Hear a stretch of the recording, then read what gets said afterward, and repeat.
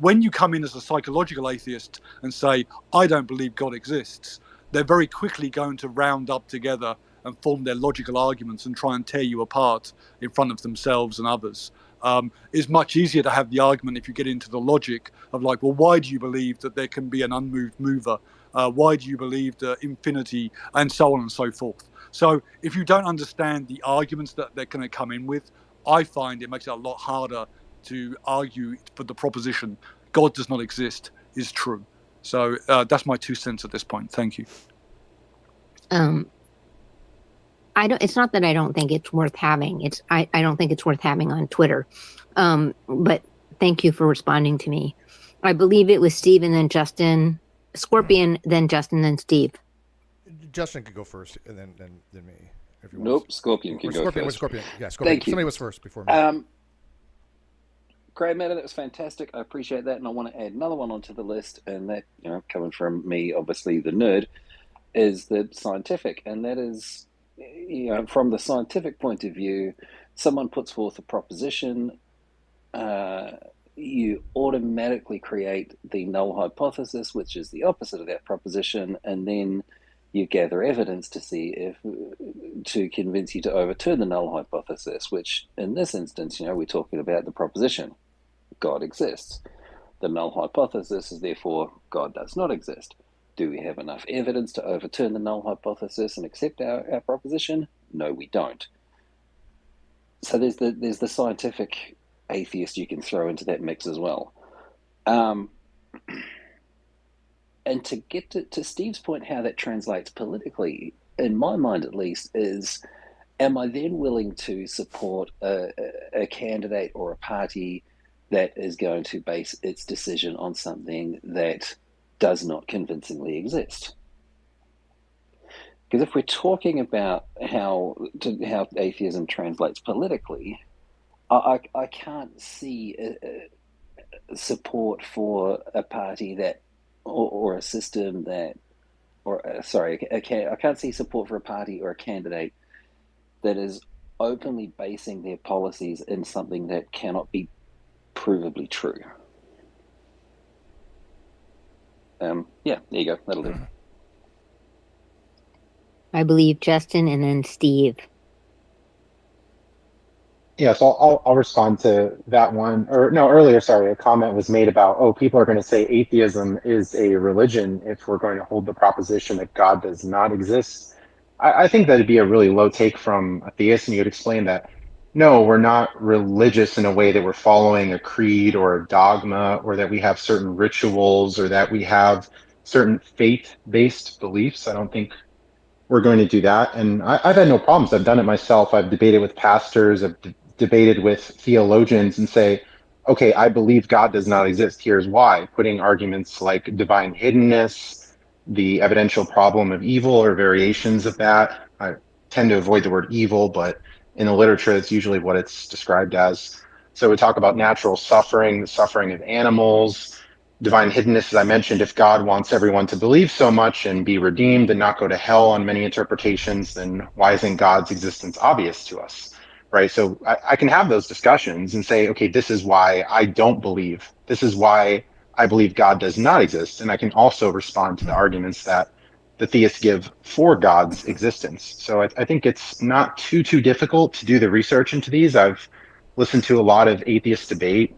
Stephen Law, I think, is a particularly good person with a background in philosophy who's debated William Lane Craig. I've seen many atheists go against the theist debaters and do a poor job. But when the people with a background in philosophy like Stephen Law go up, Arif Ahmed was another name, Shelley Kagan, another one. I've listened to a lot of good debates, and I think that if you want to be out there as an atheist, use someone's echoing. Someone's echoing. Sorry, that was me. Okay. Yeah, I think that if you really want to be out there in the public, identify as an atheist, use the label that you should do some research and be prepared to encounter these arguments. And okay, everyone's not going to have a super high level, but at least you're understanding the basics of the discussion, the basics of the debate. I know Steve has referenced a lot of atheist authors, many others surely, but maybe yeah, the psychological label people were talking about. So yeah, people could say, "Oh, I lack belief. I don't want to have the debate." I guess if you don't want to debate, okay, that's on you. But I can confidently say, I believe there is no God, and confidently say, here are the reasons why. Because I've looked up the issues, I've had these discussions.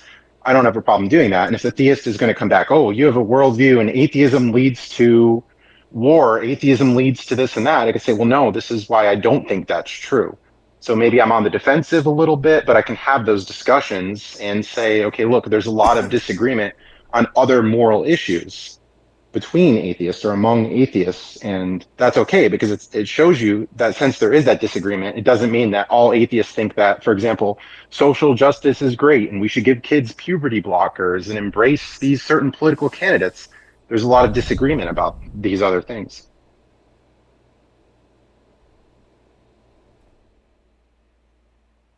I believe it was Steve who's next. Yes, I think it was. Yeah, let me address a few things because this is why I believe it's very, very important. Somebody had brought up psychological states, and psychological states are not truth apt, meaning they cannot be true or false.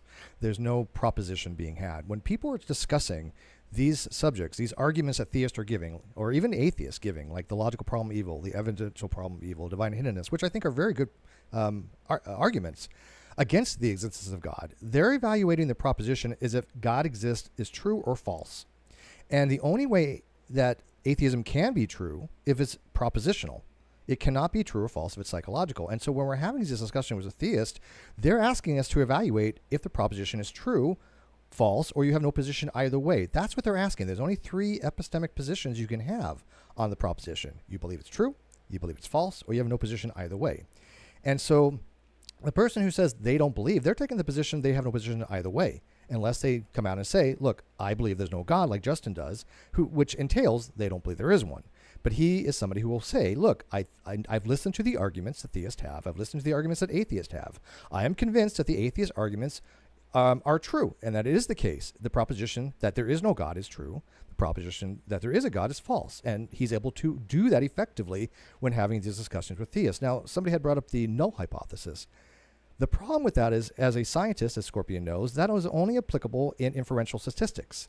You need a p-value, you need confidence levels, you need an experiment, and science is prohibited from experimenting if there's a God or not. Well, big fun fact, if God exists, he could just change the variables for any scientific theory. You couldn't keep anything constant. Everything would be an independent variable.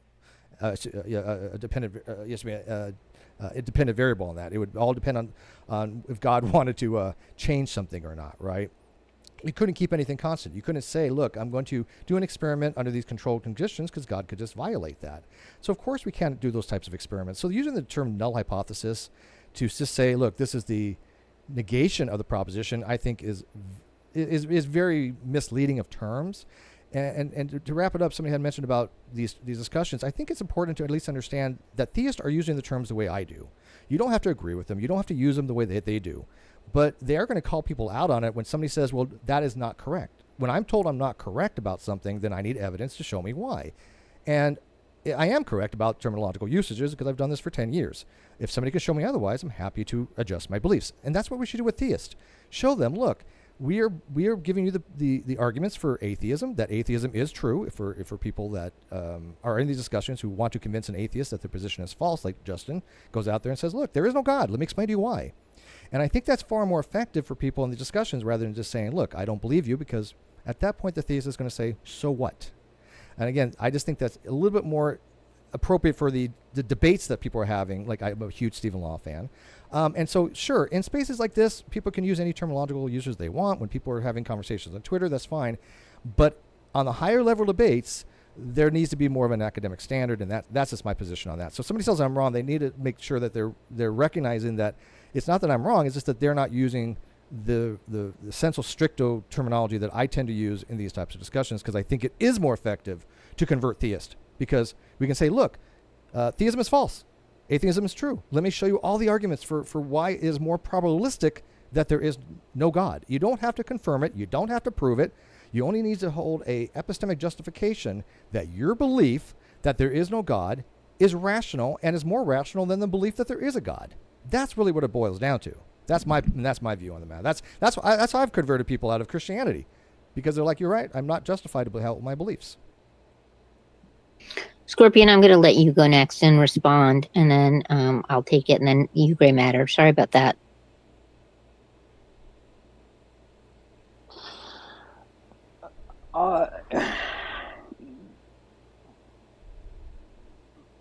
No, Steve, I disagree. It's not about. I mean, the concept of the null hypothesis in this context is not about p-values and statistics. It's about burden of proof. It's about who has the onus to provide evidence, and we're not talking about control experiments or anything else in that sense. We're talking about, can you provide any evidence for the existence of a God? So no, I disagree with your summation. It's as a system of thought. I mean, what am I trying to say here? Science has moved past the foundational ideas that it began with necessarily as we start to get into many more, philosophical type parts of science. I'm thinking about, theoretical physics and, all that sort of stuff. There are parts of science to which the older ideas around that strict empiricism no longer apply. And I say this having just written a strictly empirical thesis that's absolutely chock full of p-values and stats and shit. So I think you're mischaracterizing the use of the concept there. May I just have a quick rejoiner and then turn back over? Sure. Yeah, the burden of proof, I've written extensively on the burden of proof, and there are many, many different types of burden of proof. This is something that I see quite extensively in the atheist community. They think that only the claimant has a burden of proof, which is epistemologically unsound. Anybody who's in a conversation has a burden of proof. Why? I can think of 10 different types of burden of proof. There's many types of burden of proof. If you're the claimant and I'm the listener, what is my burden? Because you have an epistemic burden of proof, you have discursory burden of proofs, you have persuasion burden of proofs. There's a burden of production, burden of persuasion, burden of rejoinder, burden of defense, burden of Okay. Time out, both of you. Okay, we're going to do this one at a time, and we're going to do it with hands, and we're going to let other people speak. Okay, so you jumped in and you said you wanted to respond. That's fine. I get it. I let Scorpion respond to you, but this can't be a conversation just between the two of you. So make your point, please, and let's move on. My apologies. I'm done. No, that was just my point. There's many different types of burden of proof going on in any discussion. That's argumentation theory 101. I have to drop down, guys. I'm sorry. My app is starting to crash. So thank you so much for letting me co-host. Oh, thank you for being here, and thank you for being willing. We'll see you next time. Okay. And for those of you who haven't met me, hi, I'm Simone, and I'm a bitch when I'm co-hosting and moderating a space. So welcome to me. And I love you, Simone. And I think Steve Scorpion, I think that's grounds for a lot of fruitful discussion right there, because I think you guys are both you're both experts in your fields, and I think it's probably I am not. a good thing. I'm not an expert. I have to interview. I've never claimed to be an expert. I'm just a very read layperson. Let's put it that way. I don't want to claim any Fair enough. expertise. I think you guys are both solidly educated in your perspectives. How about that? And in your disciplines. And I think it would probably be wise to try to find some kind of agreement between you two, because I think there's probably a lot that you have in common. Despite this burden of proof conversation here, was it Gray next, Simone? It's Gray Matter, and then RMF, and then Justin. Thank you. Okay, thanks. So Steve, I mean, I was in a space that you hosted the other day, and I still have the same perplexing question for you, I guess, which is, it seems that you're trying to move atheists towards agnosticism, and it seems that what you're trying to suggest is that atheists are not grounded in holding a belief in the proposition that God does not exist. I wonder, if we were to move into your position of agnosticism, how do we ground ourselves? What do you see us as doing I mean, a theist is grounded in their religion and their beliefs. An atheist can also ground themselves in a type of humanism, science, whatever they wish. They can at least understand that there is nothing theistic to be grabbed or held onto. You are the anomaly to me. I don't understand, where do you ground yourself when you sit on the fence between a theist point of view of a God existing and a non-theist point of view or an atheist point of view of a non-existent God?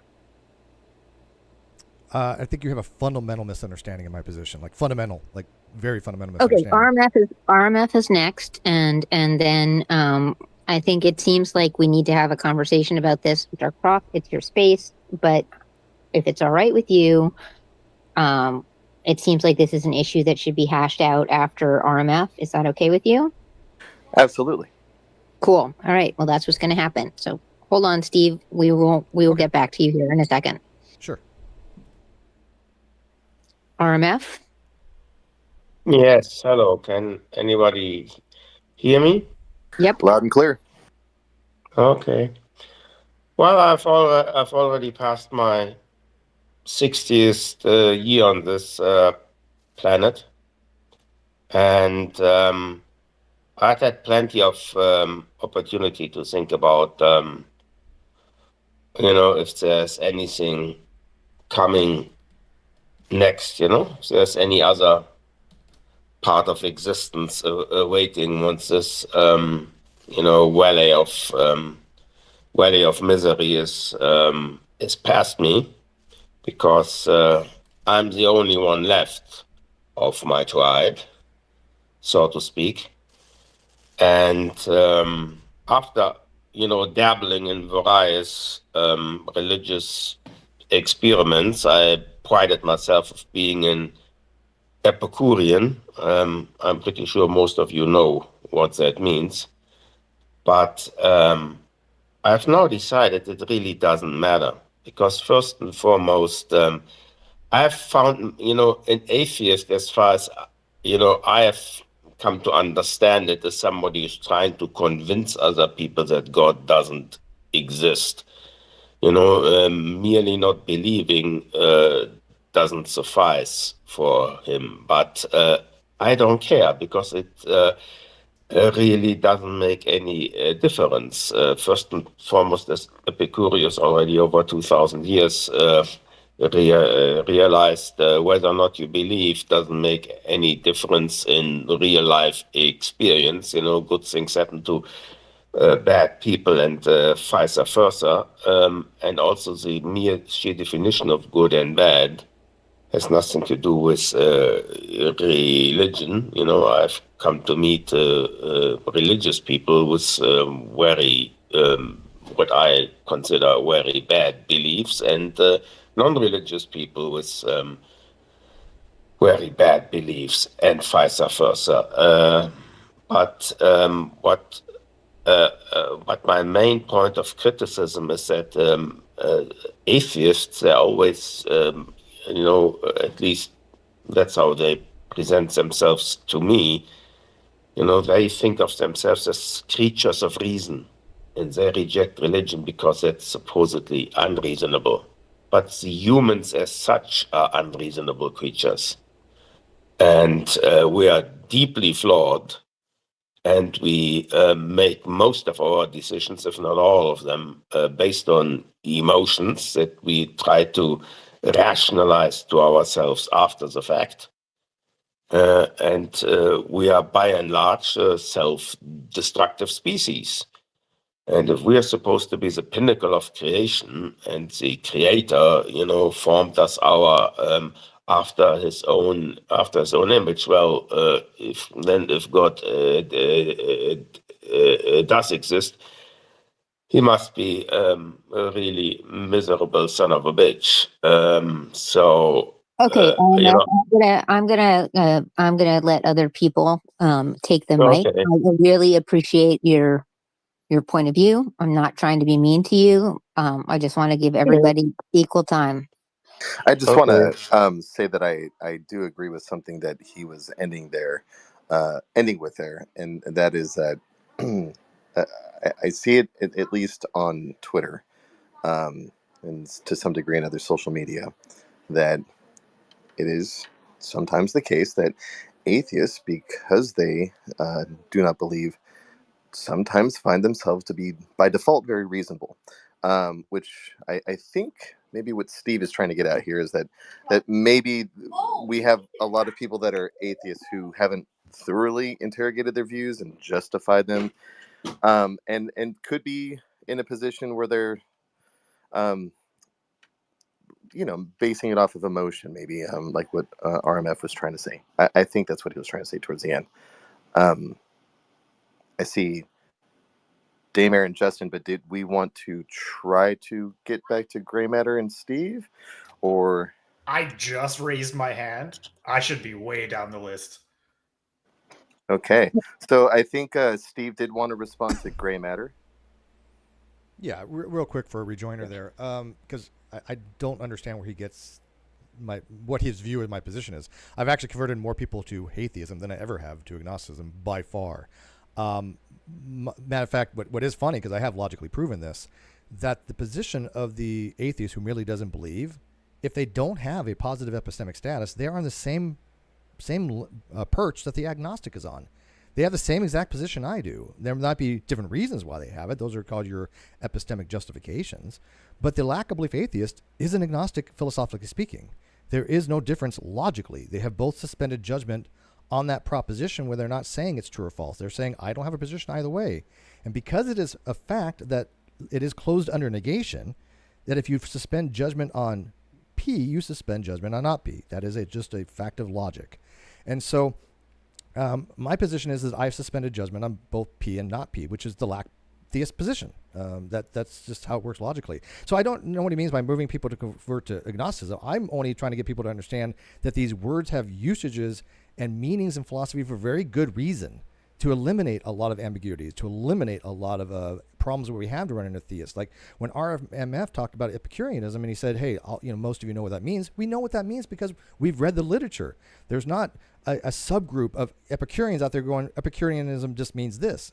No, it really means a lot more dealing with getting rid of anxieties for death and the things that we find angst about, and to find meaning for life. It competes with, things like, well, there's a couple different hedonism, for example.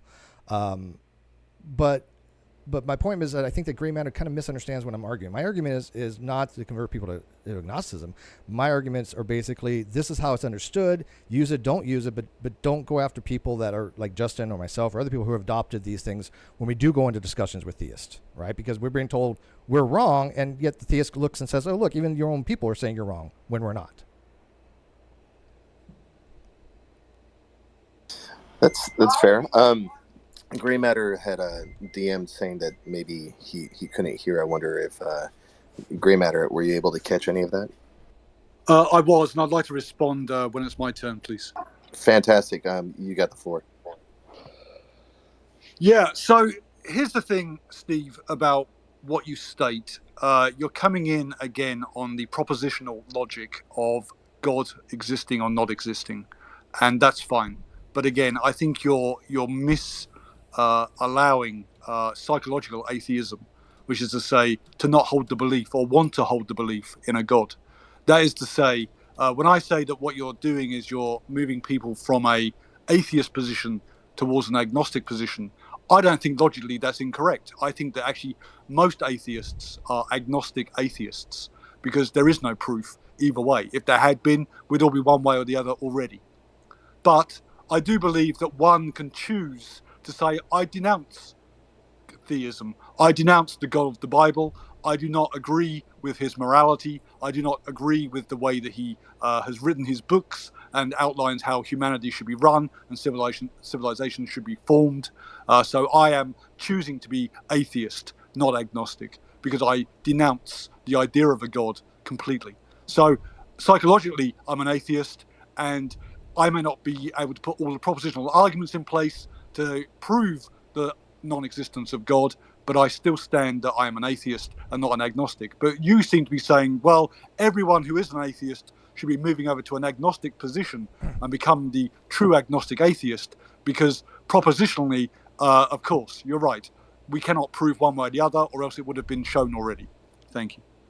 Well, I had my hand. Am I good to speak? Yeah, unless Daymare was before you, I'm not sure of that order. Okay. Yeah, it was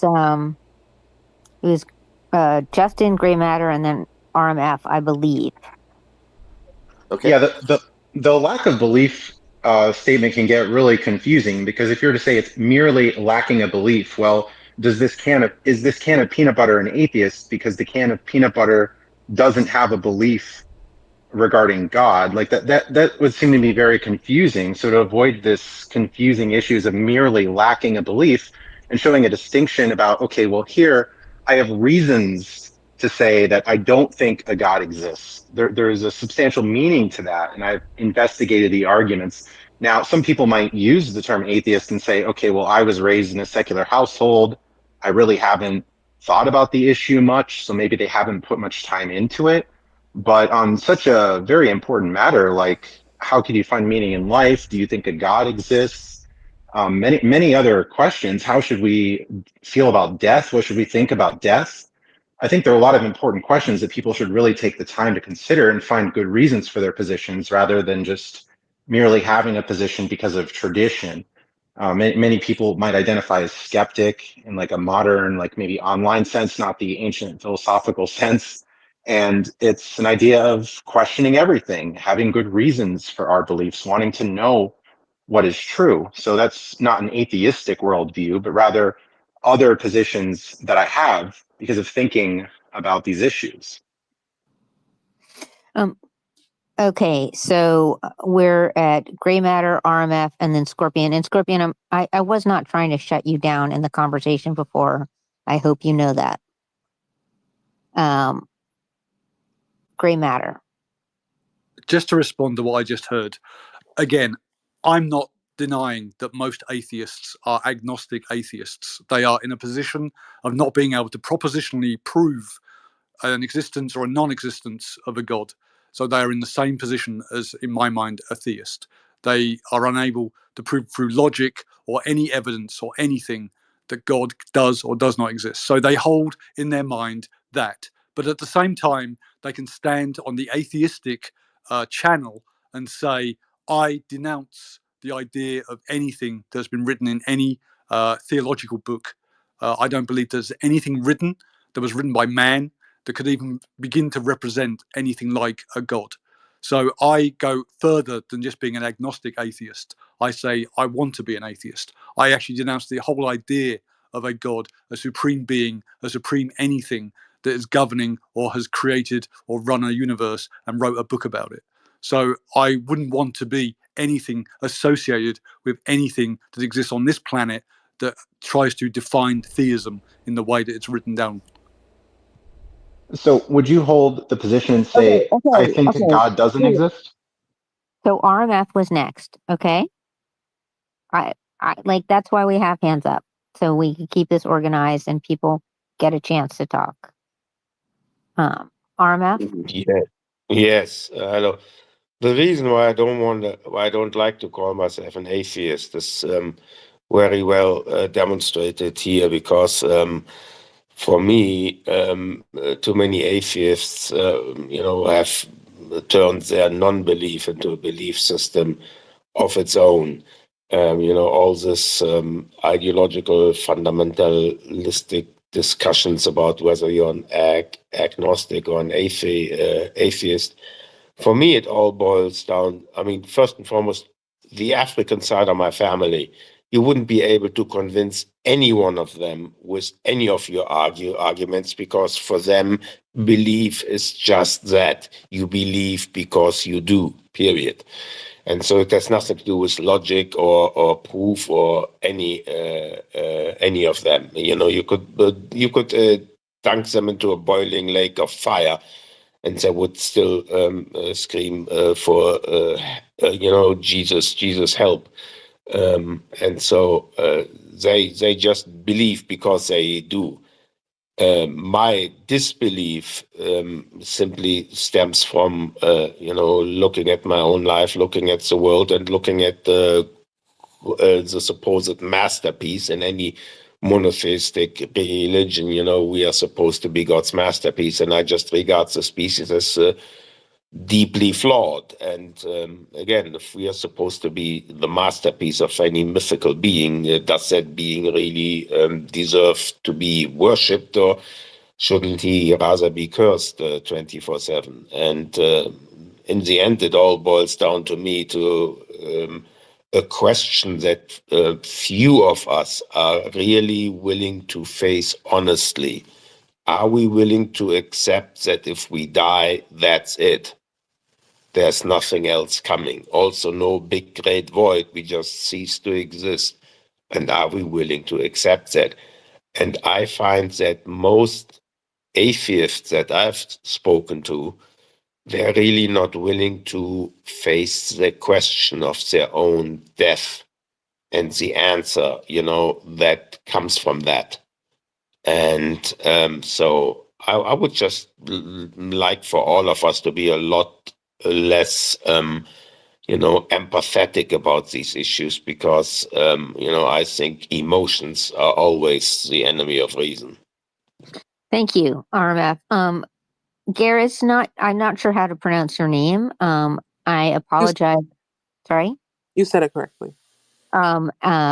I did not see you previously. I believe it's Scorpion, then Steve, then you. Yeah. Is that, you're good with that? Yeah, I'm okay with that. Like, cool. Scorpion? No, it's fine. I've had a fair go on the mic. I'll stand back. I'll let Gare go first. So I kind of wanted to bring nuance to this conversation, because atheist is honestly a very complex, it's a very complex thing, right? Because when we say atheist, we usually associate with someone who does not believe in God or have any. I think in this context, we're saying any belief whatsoever, right? However, I feel like the issue with that is like there are many atheists who do not believe in God per se, but do believe in ancestors or do ancestral veneration, or like it doesn't necessarily mean that they essentially remove themselves from any spirit's existence, as they don't necessarily believe in this like higher power of God. And then also it's like what is God? Like, because like in my practice, right, I'm a Satana Dharma, I'm a Satani, also known as a Hindu. And like the way we see God, God is like in everything, right? Like God isn't necessarily just like this, this big man upstairs in like this physical form. No, God is like, it's like the essence and spirit and energy of everything, right? Like let's say, for example, like a cloth, right? It may be dead now. However, like it used to come from like a plant or a tree. I think I kind of just want to ask, atheism is a very complex topic, in the first place. So I think and honestly, I think if we want to go into Christian, how the corruption of the church, stuff like that, we could argue that a lot of pastors are atheists, and they're not necessarily believing in God or the Christian God because they believe it, but because they want money. It's very complex and nuanced. And that's all I wanted to say about that. Good point. Thank you, Scorpion. And welcome, by the way, to this group. If you haven't been here before, this is DarkProf Space, and I'm just managing what I can for him. You're good. Scorpion. That's all right. I'll let Steve go as well, because as I often do, I got well into listening to what Gear had to say and completely forgot the previous point I was going to make. So, yeah, as I want to do, I sort of get hyper focused on what other people are saying and forget what I was going to say. So, Steve, please go ahead. Yeah, real quick, I think Gears actually is correct. I mean, and this is one of my points. Atheism is nuanced. It's very complicated. There's a whole field of discipline called atheology. I think it's Princeton or I think it's Princeton or Harvard. One of them offers a whole kind of lecture series on atheology. It's more than just I don't believe. There's a whole things that go into understanding what people mean by these types of topics, and especially what they mean by the word God. Absolutely, I think she's spot on that. But Grey Madam used a term like agnostic atheist, which means nothing to somebody like me. I don't know what anybody means by this. It is just some made-up term. I cannot find it in academic literature of any kind of substance to it. But how about this? Dark, if you get a time, I know you're running short on time, and I don't want to monopolize the space. Maybe you can moderate in the future. Maybe Gray and I, a one-on-one more like debate in a Twitter space, and we can have that kind of discussion in more of a free form, because it'd be a little more conducive. Because again, I have no idea Who what are people you mean by. talking to? Oh, Dark. If he wants to moderate DarkProf. that another day, yeah. Got it. I'd be happy to if Gray were up to it. You just work it out and send me a link. I think that could potentially be a very because it's so good nuanced, thing. as she's pointed out, and it's very, very time consuming to get into the technicalities of what he was saying earlier. Simone, you got your hand up. You're the co-host. Okay, so I have a couple points of order and a comment. Regardless of what your personal beliefs are in this system, in this, in the greater world, I would request that we use people's chosen pronouns. Gare's chosen pronouns are they, them, and it is in their profile. So I would request that we be considerate to other people, regardless of what our personal beliefs are. The other point that I want to make is that someone talked about atheism as a worldview.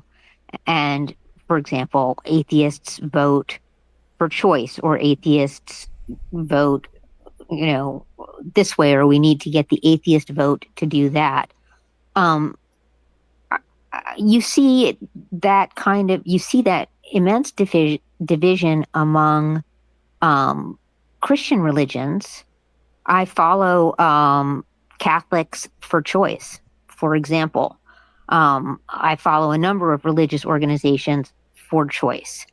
And it feels a lot to me like, for the most part, we're talking about Christianity, because the way that I was raised as a Jew was that it was my job to question God. And if I didn't believe in God, that was fine. I don't have to believe in him or her or it in any specific way. There is no heaven that Jews go to in that sense. So I think when you're talking about atheist worldviews, I think it's also important to recognize that what you're saying may not apply to all religions in all ways. And that's my point of order and my comment. And Scorpion, if you don't want to talk, I think it was Gare and then Justin. No, Justin go before me, because Justin had his hand up. Thank you, Gare. Justin? Yeah, I think that's a good point. I'm glad you addressed that, because yes, there are some people, particularly I see this on the left, saying atheists should do this, atheists should do that. Atheism leads to positions about social issues, about voting, and I just don't see the argument for a person thinks God does not exist, or as others are saying here, lacking belief in God, that how can you go from one of those things to another? As far as politics are concerned, or as far as social issues are concerned. Now, you might say, okay, well, many religious people appeal to the Bible. They appeal to these different things that inform or maybe even lead to their position on abortion, just to name one thing. But as you mentioned, a lot of people are pro-choice. People are, they have different ideas on abortion, right? And now there's discussion about IVF, and some religious individuals are saying, okay, I'm okay with that, I'm not okay with that. So there's even, yes, a lot of disagreement in religious circles, but the religious circles are saying, okay, well, what does it mean to be a Christian? This has been a question going on for a while. Okay, does it mean that Jesus raised from the dead? Does it mean that people are going to heaven? Some people say, okay, this is metaphorical, this is allegorical. No, this is literally true. But when you're talking about atheists, are you going to say, okay, well, atheism has more going on than I lack belief, or I think God doesn't exist? So I don't think the comparison between atheism being a religion or religious-like, I'm not sure how that can come into play. Theists might try to say that, and you hear some things like, oh, well, look, Mao was an atheist, Hitler was an atheist, and there's, of course, disagreement about that, too. But that's a weird discussion on the world view if people are going to claim that atheism should lead people to vote for certain candidates or hold certain social issues. Thank you. Gare, I think you're next. And then just to go through it, I think it was Gare, Justin, RMF, and then Seamus. I don't want to make any claims because this is just what I've understand. Adolf Hitler was Christian. Okay, it's really complicated because, like, from my understanding, honestly, here's how I believe. Right, he's an atheist. Right, however, he sees the ability to use religion, and I think he was aware that he could use religion to essentially, convince these people. Right, because Germany had just been through like World War One. Germany was poor as fuck. Like, it was going through it.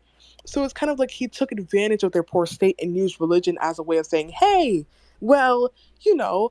let me introduce you to this new ideology, and then led them to fascism and stuff like that. But I think also it's like, I forgot particularly what I was gonna say, but when it comes to like religion and like I do not like this idea that religion essentially means that, oh, if you're atheist you're neutral.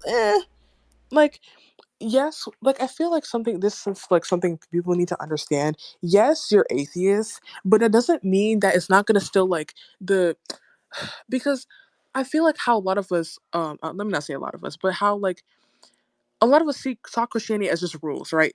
You can't be gay, you can't have sex before marriage, yada yada yada, right?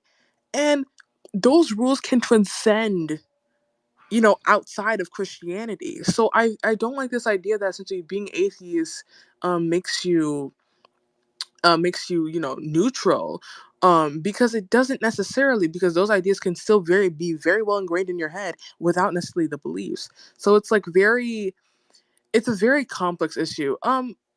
Also, like, I don't necessarily want to say this to be disrespectful to like RMF, but it's like, you can't there's no such thing as logic without religion, right? And I feel like I want to mention this again because this is my personal belief.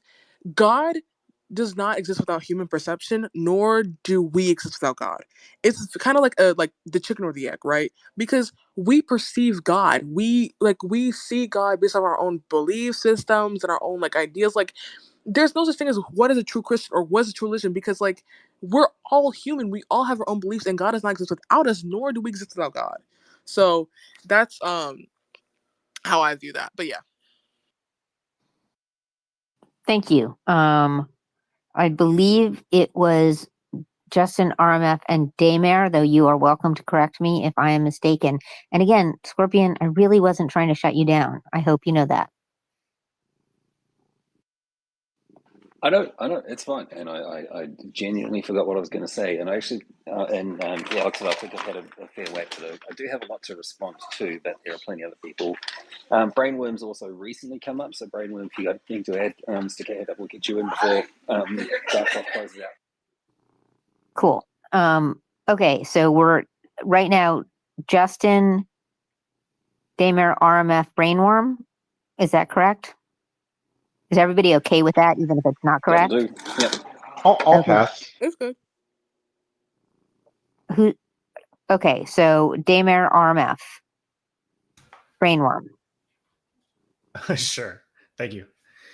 So two things. So one, for the record, I got here before Scorpion, so someone owes me a biscuit.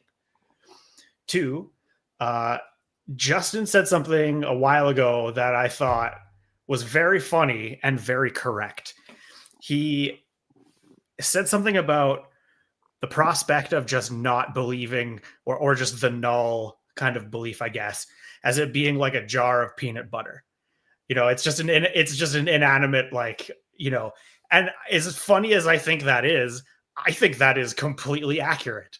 I fully identify as a jar of peanut butter now that you have said that.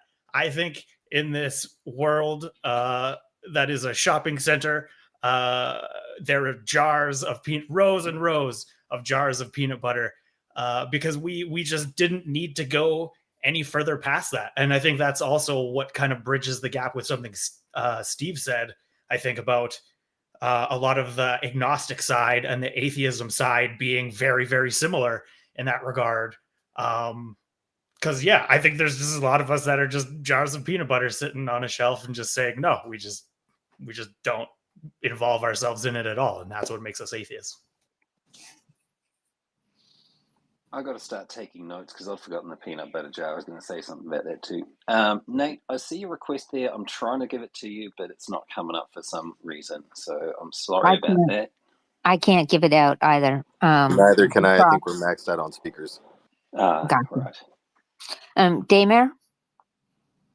That was me. Yeah. Anyone can go. Sorry? Daymare just went. Oh, I apologize. RMF. Well, first I want to make a remark regarding what I see a very typical Western point of view on these things. Over 90%, if not more, of atheists actually reveal themselves to me as really being rebelling against conservative Christian views, while Christianity is amongst the monotheistic religions or religions at all. It's actually one of the smaller ones. Islam being by far the largest, and there's also a sizable portion of people, Hindus in India, who or animists who believe in something that has nothing to do with in either the Old or the New Testament. So that's just for that. But I don't. I rather like to call myself a non-believer than an atheist, because again, there's just too much ideology for me in atheism. And all this suggestion that, well, we are atheists, we are creatures of reason, and we can understand the universe. No, we can't. We can't even understand our own planet. We can't even govern ourselves appropriately. And if most of us look at our own lives honestly, then we have to admit to ourselves that we are not very well in managing that one either. I think you can only, call yourself a non-believer, a disbeliever, if you're willing to accept that there is no hope, there is no redemption, there is no salvation. Nothing of what we do in this life really matters unless we do it for friends and family. And there isn't going to be any Star Trek-like future where we don't have to worry about death and decay anymore, because we are, the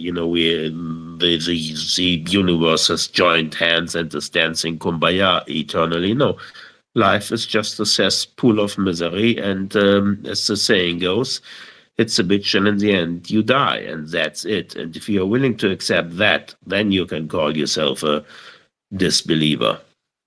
RMF, that's a very, thank you for your point. DarkProf, your space, your hand, your time zone. I was just going to say here really quickly, I can possibly go a little bit longer than I was anticipating, but what I think is a good habit or practice that I've been getting in the habit of doing is, for anyone that wants to get a follow-up space going, I think Steve has expressed some interest in getting a space going after this. If you don't mind, maybe scheduling that, maybe dropping the link down in the comment section so that people ahead of time kind of know where to go to continue the conversation, even if I have to drop out. So I'll stay on a little bit longer, maybe up until 10 or so, just to give people time to schedule these things and take a look in the comment section. And if they want to continue the conversation, they can move to a new space. And with that, I'll pass the mic. Daymare. My hand is Daymare. Your hand is up. not on my screen, it isn't it? All I right. see Damien's. I see Damien's hand as well, but I mean, Nate's new to the mic also. Did we have okay, Brainworm and Nate? Apostate Nate, Brainworm, and then Apostate Nate. I thought I just wanted to, Scorpio, did you want to speak? He will when he's ready. When I'm ready here. It's all right. Like I said, I've had a good go. Let other people go. Apostate Nate. Oh, Brainworm, sorry. I guess the only thing I'll say is that I don't think really there is an atheistic worldview. I just think there's lots of, atheists. Hello? We can hear you. Yeah, Or at I least can I hear can. you. carry You're on. good. Oh. Well, I was just saying that I don't think there is an atheistic worldview. I think every atheist around the world kind of comes to their own conclusion in their own way. And for the most part, maybe being an atheist is kind of like opposing sort of like systems of oppression within your own community and within your own world. And that's kind of different depending on where you are. Thank you. Nate, you want to jump in? Yeah, I apologize if I say anything that has been repeated since I came into this, obviously, at the tail end. I think that one of the reasons why atheism is often discussed as being a worldview is I do think that atheists in general tend to trend progressive with their politics. And I think when you're evaluating somebody else, you're going to look at their religion, you're going to look at their politics. Christians understand their religion and their politics to be two of the pillars of their worldview. So they look at atheists who, in my view, tend to trend to the left and very naturally call it a worldview itself. There is diversity of thought in it, though, and I agree with everybody. But the diversity of thought, I think, is imbalanced in the sense that I do think that the worldviews would tend to conform more with, more progressive, left of center politics. But you do have some really notable exceptions. One that nobody ever really talks about, which was always a fascinating exception to this, to a standard position for me, because I do believe that most atheists also trend towards the pro-choice position, is Christopher Hitchens later in his life had some serious pro-life strains in his thought. You can find these clips on YouTube where he basically builds a pro-life case on the basis of embryology and the capability of a society to sustain a premature birth and being responsible for it. If I remember the case correctly, it was loosely hinged around that. So I don't think atheism is a worldview strictly. I think that there are very obvious reasons why it's called that. Thank you, DarkProf, for having me in the space. Sorry. So Yeah, Nate, sorry, I was going to quickly say it's a really good point, and I suspect that I politically probably have more in common with someone like a Christian like New Ecclesiastes than I think I do with an atheist like Justin over there. So that's an excellent point. Are we at last call yet? Yeah, pretty much. If people have a space they want to direct people towards, please drop it in the comment section. But we're getting close. If Scorp, you got something to get off your chest, now's the time. No, I actually think I'm okay. The only hand I see up at the moment is Damien, which may or may not be a ghost. So yeah, anyone else? I just have a question. Like, where's like? Wait, hold on. Like, did someone already drop? Like, okay, are we doing the space? Like, a space after this? I'll be linking one afterwards, but there's a lot of hands up because I think Twitter has a weird glitch that for some reason it doesn't reset the hands. You have to exit and come back in. It's a bug. Or they're going to call it a feature, I think. But I'm seeing like 1, 2, 3, 4, 5, 6, 7, 8, 9 hands up, and I don't think that's probably the case. No, and I think it's a PC to iPhone thing. I agree. We think it's a compatibility issue. So thing. Yeah. I wanted to clarify the point when I was talking about abortion and Catholics for abortion. I was using abortion as an example. I wasn't using it as a topic. You can talk about, a living wage, for example, right? And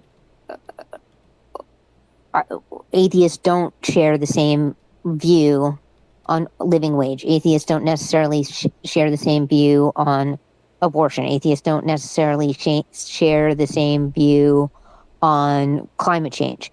That said, I mean, there's a lot of evidence, including a study that was done, which shows that the higher education you have, the more likely you are to be atheist and liberal. So that's my ending note. It's up to you guys. How many hands are up? Because I do have one quick ending note when somebody calls on me. It's all you. I was just going to say for RMF, when we're talking about positions of atheism and worldviews, I mean, clearly his position has guided his philosophy. I mean, he says he tends to Epicureanism, and I would argue probably existential nihilism from what he said. But some people might go to like more of a more fundamental, like existentialism, right? If they want to find meaning in life, they want to go out, they want to find some axiological value for their existence, and they do so by some kind of intrinsic meaning for their actions and the individual choices they make. These are all guided by principles that I think could be argued from an atheist, or at least an atheistic worldview, or at the bare minimum an atheist perspective. Because as somebody noticed, the atheist perspective does encroach into politics. So whether atheism or not is a worldview, up for deliberation, not a hill to die on. I couldn't care less one way or another, but it is a perspective on a question, a fundamental question that I do think does involve other philosophical and other political questions, because we don't formulate our beliefs and positions in a vacuum. There is an intricately related web of coherent beliefs that we have. And so when we are talking about atheism as a worldview, it's kind of irrelevant. It is because somebody is an atheist. Has it shaped their politics? Has it shaped their philosophical positions, where they try to go to an existentialist position or a nihilist position? There is some overlap there. So whether it's worldview or not, it's kind of a meaningless distinction with me. It's just atheism is a perspective on a position. That's it. Okay. The heat death of the universe is inevitable. All life is futile. There really is nothing to look forward to. And everything we know, not just everything we have done, but everything we could possibly do will one day be gone. So, if there's no one else to add anything, I know I've got to go. I've got to get some shit done. Yeah, I'll go ahead and wrap it up. Yeah, I'll hand back over to our host to close things out. Yeah. Well, Thanks, thank you, DarkProf. Signal, who's not here. Thank you, Simone and Scorpion, for stepping up and being co-hosts. Thank you to the entire speaker panel and all the listeners, even the ones listening anonymously. I try to do this space once a week. We tended to stay close to the question in the subtitle, although it is an open mic, and so if you in the future, if you don't really want to answer that question, you would rather talk about something else, that's fine too. I think we probably answered the question that there is no atheistic worldview, but there might be some tendencies. But yeah. Thank you one and all for being here. I gotta go. Gotta get ready for work tomorrow. I think Steve said he's going to start a space closer to 10. So if those of you that are here wanted to continue the conversation, feel free to head over to Steve's channel. He's also on YouTube. Thank you one and all, and good night. Thank you, Dark. Or yeah. Good Bye-bye. night.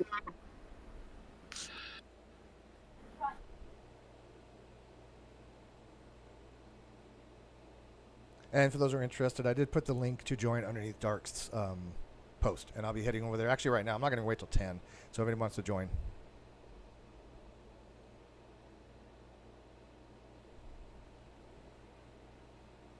All right. Hi, guys. So that was interesting. I'm in my new space now, so I'll be converting that over here in a second. So give me a few seconds to make that happen. Because it is, I think, Sunday night. Oh, and by the way, happy Father's Day to all the fathers out there. My daughter already wished me a happy Father's Day, so I'm happy about that. So give me 1 second to take care of this.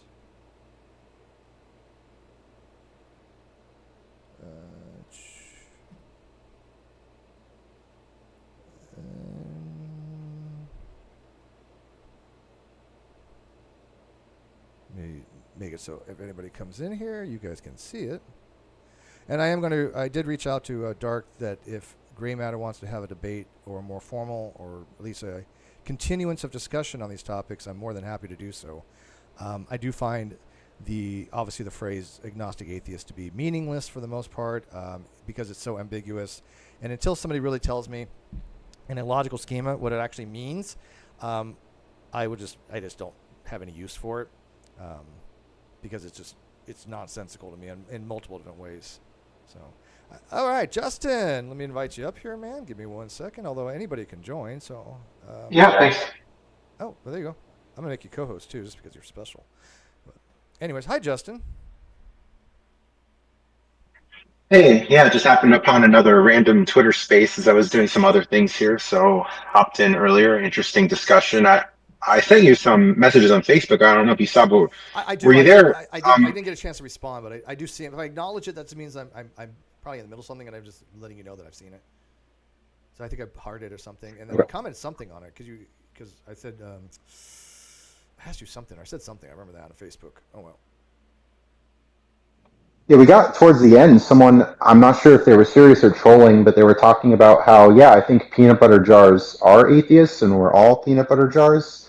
Like maybe they I were don't think saying he's like, running. I don't think that's a troll. I think that okay. Look, Aaron Ra has said rocks are atheist, and the reason why he says that is because he has realized after some time that my argument from logic is that if you take the set of non-theists and you make it a same set size as not as atheist, rather than atheism being a proper subset, then all things, whether they have intentional states or not, all things by logical necessity must be an atheist, and that is easily proven. I mean, and so I think that maybe that wasn't their argument, but that's why Aaron Ra argues that rocks are atheists, because the logic that he uses based on his uses of terms make it necessary, and there's no way to get out of that. You can't escape that using his usages. yeah. So then does it become a meaningless statement, or like what actual truth value is there? Are we like learning new information with that statement, or is it like identity at that point, or like what? I have It no idea does. the reasoning. I don't know why anybody would want to be using the same title that a jar, peanut butter, or a rock would use, right? If somebody says they're an atheist, they want to have some value to that. They also want to convey what they mean by it to the person. And so this is why my whole sticking point of don't like label me an atheist when that's not my philosophical position, and then accuse me of being dishonest when I'm literally using first year terminological uses of terms. Yeah, It's I very wonder frustrating. what the history, like you've asked, like where did you get this information from? And maybe I think you've said it before that a lot of people just tuned in to the atheist experience and that's where Yes. they got the info from. Yes, I'm But absolutely convinced of that. yeah, I mean, and here's the thing. And by the way, Damer, please come up. I did invite you, and it's free. We're just gonna. I am live, but it is informal. But Matt did change his position on agnostic atheist. He does believe that it's nonsensical. And why does he believe that? Because of my arguments. He knows my arguments. He may have not specifically read my works on him, but he's well familiar with my arguments. He has been told my arguments from other people, right? So the reasons why he says he's no longer an agnostic atheist are the same reasons I give why I find that to be a very imprecise and ambiguous statement. And he's not as precise about it as I am, but I mean, of course he changed his view on it. And if I hadn't not argued that it's such a crappy position, I don't think he ever would, because other people are telling him, hey, you're kind of wrong on this. I mean, they've also told him about other things, but he has his ego. He has his shtick, right? Can you imagine, Justin, if Matt Dillahunty came out and said, you know what, Steve's been right all this time? I mean, that'd be devastating to him. His ego couldn't take yeah, it. but it's like, look, David Silverman made a huge turnaround where if you look back into YouTube, like he's cursing at me, he was saying all this nasty stuff, and He was a years firebrand. later, yeah, Yeah, I years know. late, he's like, the shit. He kept saying the word shit, and there was actually like a YouTuber who re-uploaded it, and he used the word shit like 75 times in the conversation, Yeah, well, and it I've was noticed that with it David. He was has really weird. changed. But he's come around, whether it Yes. took the false accusation or whether it was a thing of betrayal. Like I don't know, like what makes people so radically change. But you know what? Like I read a lot of what you had to say, and it's like, yeah, that a lot of that really seems to make sense. And why have we been evading this and not saying, like I hold this position, God does not exist? Like maybe Well, it's a more difficult debate, but you could have the debate. Like easily. what's wrong with having the debate? Easily, and look at like Michael Sherlock. I've been ribbing him for years, and in the last probably 4 months, we've been getting along Yeah. fantastic. Because there's other things that we were talking about that I think are more important, right? And so Yeah. he's even changed his views a lot. So David Silverman, sure, I've been on his channel, and he used to like argue with me all the time on stuff, and finally he just gave up and he said, "Look, you're not wrong. I'm going to say, but it's just I don't have this." He admits he doesn't have the skill set to debate me on that particular topic, and so we just like, okay, cool, let's talk about fishing or something, whatever. Yeah. But he has calmed But down a lot the from his woke firebrand atheism. Yeah, I wonder like what the woke will admit or what they'll change. Like I just saw this crazy tweet today. So there are two woke people, it seems, who are like SSA presenters here, and It said Rajani, I guess the name, an Indian woman. Rajani gave a talk, and we facilitated 2 sessions of a workshop. Social justice is not up for debate. Social justice seems to be debatable in humanist secular circles. That needs to change. It's like, what the hell? Yeah. Now we're just going to say things aren't open for debate? Like, you could say, okay, we don't want to have the debate, but saying it's not even open to debate? Wow. Yeah, that's what our atheism does, right? Our atheism is you're just wrong by fiat. We're not going to debate anything. Yeah. And that's what I remember. Like Essence of Thought, he was like, "Hey, look, if you have any discussions on transgenderism and you don't agree with us, you're automatically wrong. Blah blah blah. And there's no discussion to be had. We're just going to block you and have an echo chamber." And people are like, "Well, first of all, it's stupid. Even if what you said is correct, why would you not want to point out the errors in your opposition's arguments?" Right? And matter of fact, in the Twitter space we have a dark professor. I think it was Grey Matter who said something along the lines, "There's no evidence either way." Then it's like, well, what are you evaluating to even suspend judgment? I mean, we all have talked about logical problems of evil and evidential problem of evil and divine hiddenness and other arguments against the existence of God. These are arguments. These are evidences. I hate the word evidence. They're using evidence in a different context. And I think someone was even using the word belief in a strange way, that they were equating belief with a supernatural belief and saying that, okay, well, we don't have, it was like, we don't have any beliefs, or like, what was it was weird. But you see why that's confusing to someone like me when I get in a discussion with Gray. The word evidence, like maybe they're thinking about like, okay, well, here are the fingerprints at the crime scene. Like it has to be a physical thing, and the theists have to like show you the bones or something, right? Like they're equivocating the term evidence with scientific evidence, but in a Bayesian point of view, right? If you're looking at priors, you know a little about Bayesian. When you're looking at the evidence for priors my likelihood, given the conditions and information you know about the system, is it more likely the case? And so when we're asking somebody to evaluate God, we don't have to know formalities. We don't have to know formal math to understand to do that. Yeah. Our brain does it subconsciously and evaluates and says, look, I've looked at all the information given to me about the existence of God and the non-existence of God. I find the arguments for the non-existence of God to be more compelling, and I'm convinced that there are no God until such time my evidence given to me has changed, or things to me given to evaluate, where I can reevaluate my position and change my belief. That's called belief revisionism. That's how you do proper epistemology. You do belief revisionism based upon more evidence or information coming in. Yeah, this comes up a lot in poker too, where if you're to hear more studied players and even some amateurs discussing hand histories, and you're going to say like, okay, well, here's the reason why I think this holding is probable. Now, okay, the cards are face down, so I don't know. I'm not 100% certain what they have. But what we're doing in poker is we're putting players on a range of hands and saying, okay, well, based on what happened in the last few minutes or the session or whatever, okay, well, this player was involved in almost every pot. This player isn't very aggressive. They just happen to be passive. So, okay, well, based on these personality or play style traits and based on the particulars in the hand, it's like, okay, well, these are the likely holdings that I think this player has. The range of we're making inferences. They're playing, but based on their position, because you know about poker, based upon their position, whether they're under the gun +1, whatever, there's only a certain range of hands that they're going to play in more of a competitive nature, right? They might be a little more loose and in family style, but I mean, they're going to have a competitive thing. And so if you're sitting on something and somebody out of position limps in, and they're betting and they're calling and they may even do a re-range, and at the very end they go all in, and you're sitting there with 5-6 offsuit or some crap, you're probably going to fold. You're probably going to believe that they have a stronger hand than you, because it's much more probabilistic that they're sitting on kings, aces, ace king, big slick or something. They're not, because if they're going to be doing that, they're not going to be limping in, re-raising, betting, calling with a 2-7 offsuit. It's not going to happen.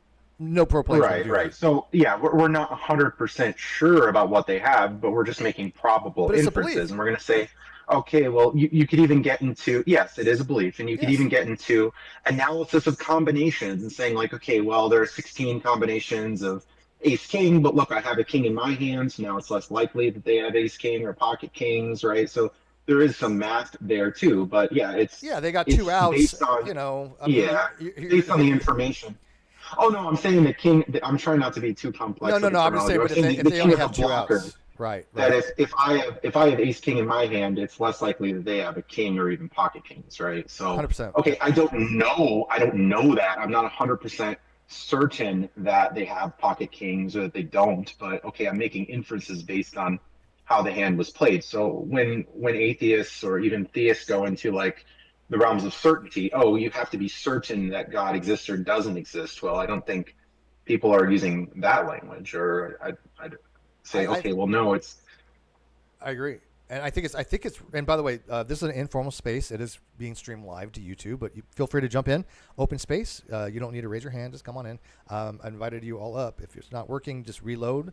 Just exit and come back in, because Twitter has issues. I'm gonna do the same thing every so often because it sometimes does on my end. But yeah, real quick on that. I think atheists make a huge mistake when they have these discussions and they start using words like knowledge and certainty. Unless they understand what those words mean or understood in the philosophical context, they're muddying the water. Because to be a justified atheist, that you believe there's no God, only requires sufficient justification based on your rationales. To warrant that justification, you don't have to be asserting knowledge. You don't have to be asserting your certitude that you're convinced that there's no doubt. It's indubitable. Anybody who says that you have it's indubitable that the sun will rise tomorrow doesn't realize that the sun may not rise logically. There's not a guaranteed certainty there. It's just we assume the uniformity of nature, right? But if I say x equals x, then I am certain, right? Because that is a analytical a priori knowledge that cannot be wrong in any possible world. So I think that atheists do themselves a disservice when they talk to a theist and they start using words like no. How do you know that? How do you? I mean, it's fine. Well, you know what? It might be fine to ask. How do you know that? If you're asking for citations, like when I ask for a citation, what do you mean by agnostic atheist? I get bumpkiss because I've never seen one that exists. See the difference? They just talk about beliefs. There was like Edmund Gettier, I believe was his last name. Are you familiar with his short paper? I am well familiar with Gettier. Come on, yes.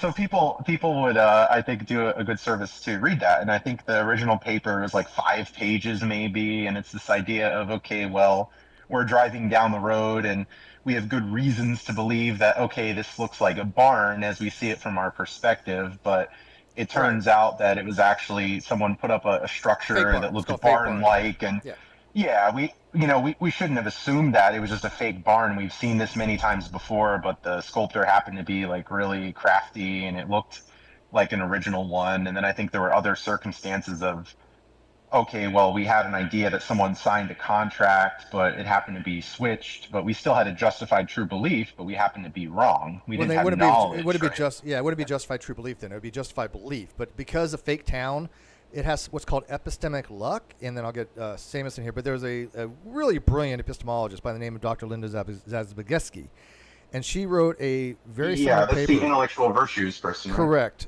And she is brilliant, and she convinced me in her paper that there is no belief first theory that doesn't suffer epistemic luck. Big deal. I still don't go for reliabilism.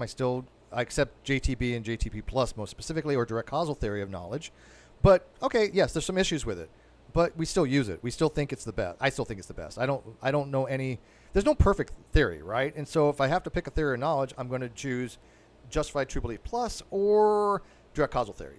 So anyway, Seamus, welcome. Oh, good evening. I was in the other space. I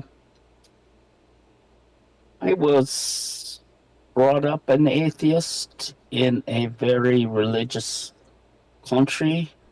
I attended religious school. That was the public school in the small rural village where I grew up. So I was familiar with religious people and the concept of God, particularly the Catholic viewpoint of God.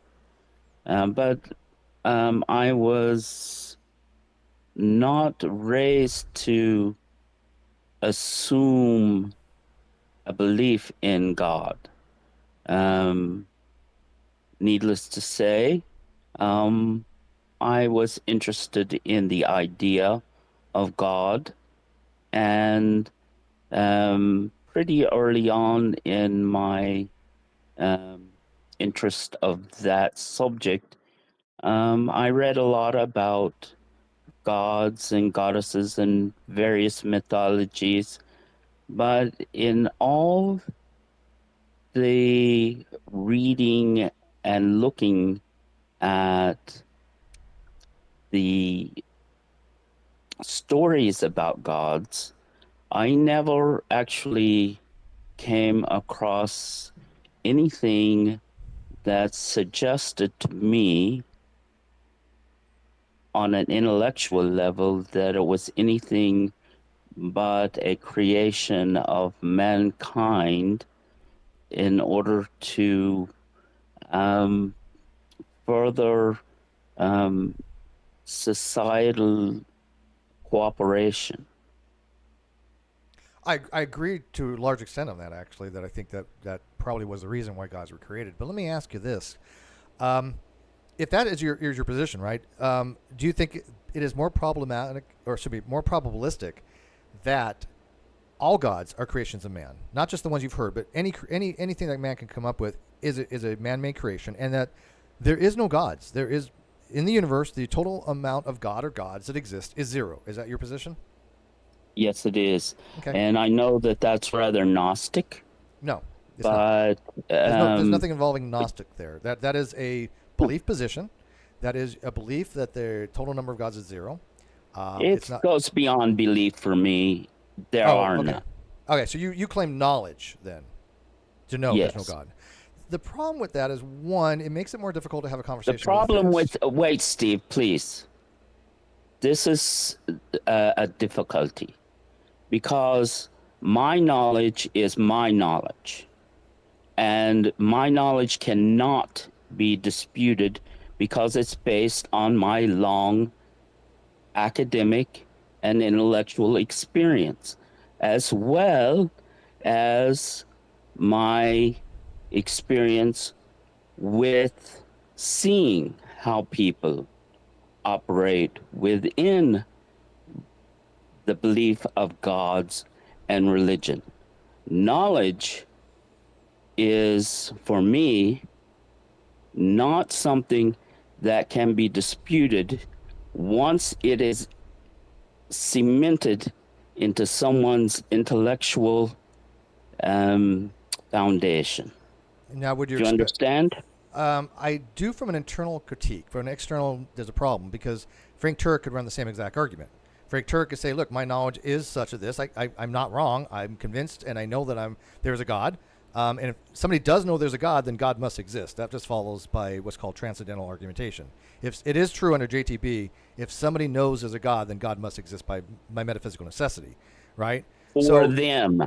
No. In reality, if it is, if not externally, it only exists for them, and no gods exist for me. No, Seamus, let me clarify what I'm saying here, and I want you to think about what I'm saying. Don't just have knee-jerk reactions, right? If it is the case, right, which is a conditional implication, if it is the case under justified true belief that somebody knows that P, meaning that they know the proposition is true, then God must exist by metaphysical necessity. That is a fact of logic. It's called transcendental argumentation. Does that make sense? Because it cannot be any other way if they do know it. Correct? Now, you're claiming that you have knowledge there is no God, but Frank Turek in his perspective would say, look, I know there is a God. What the other person, like Justin in the middle, saying, look, I'm evaluating Frank Turek saying he knows there's a God. I am evaluating Seamus saying that he knows there isn't a God.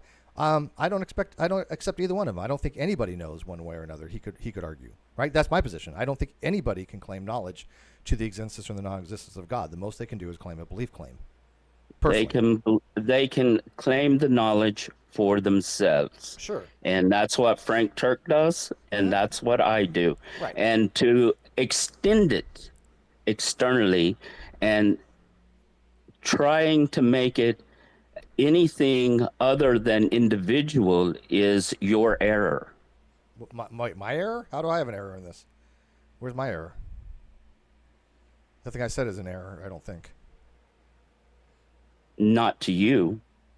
What is the error? The error is my knowledge certain for me as an individual. But Frank Turk knowledge is certain to him as an individual. Right. You are looking at things from a perspective of how it can be more or needs to be more than that. Well, I'm looking at it as the outside observer, right? I'm looking at it as the externalist point of view. And I would say that neither people, I would not accept either claim to knowledge, right? Because if I accept that your knowledge claim is true, it epistemically commits me to the position there is no God, correct? I have no need for you to accept it. That wasn't my question. That's the thing with Turk and me. But that wasn't we my question. We don't need you to accept anything. But that wasn't my question. My question was, if I do accept that your knowledge claim is correct, that epistemically commits me to the belief there's no God, correct? You don't have to accept it. That wasn't I don't the know question. why you need.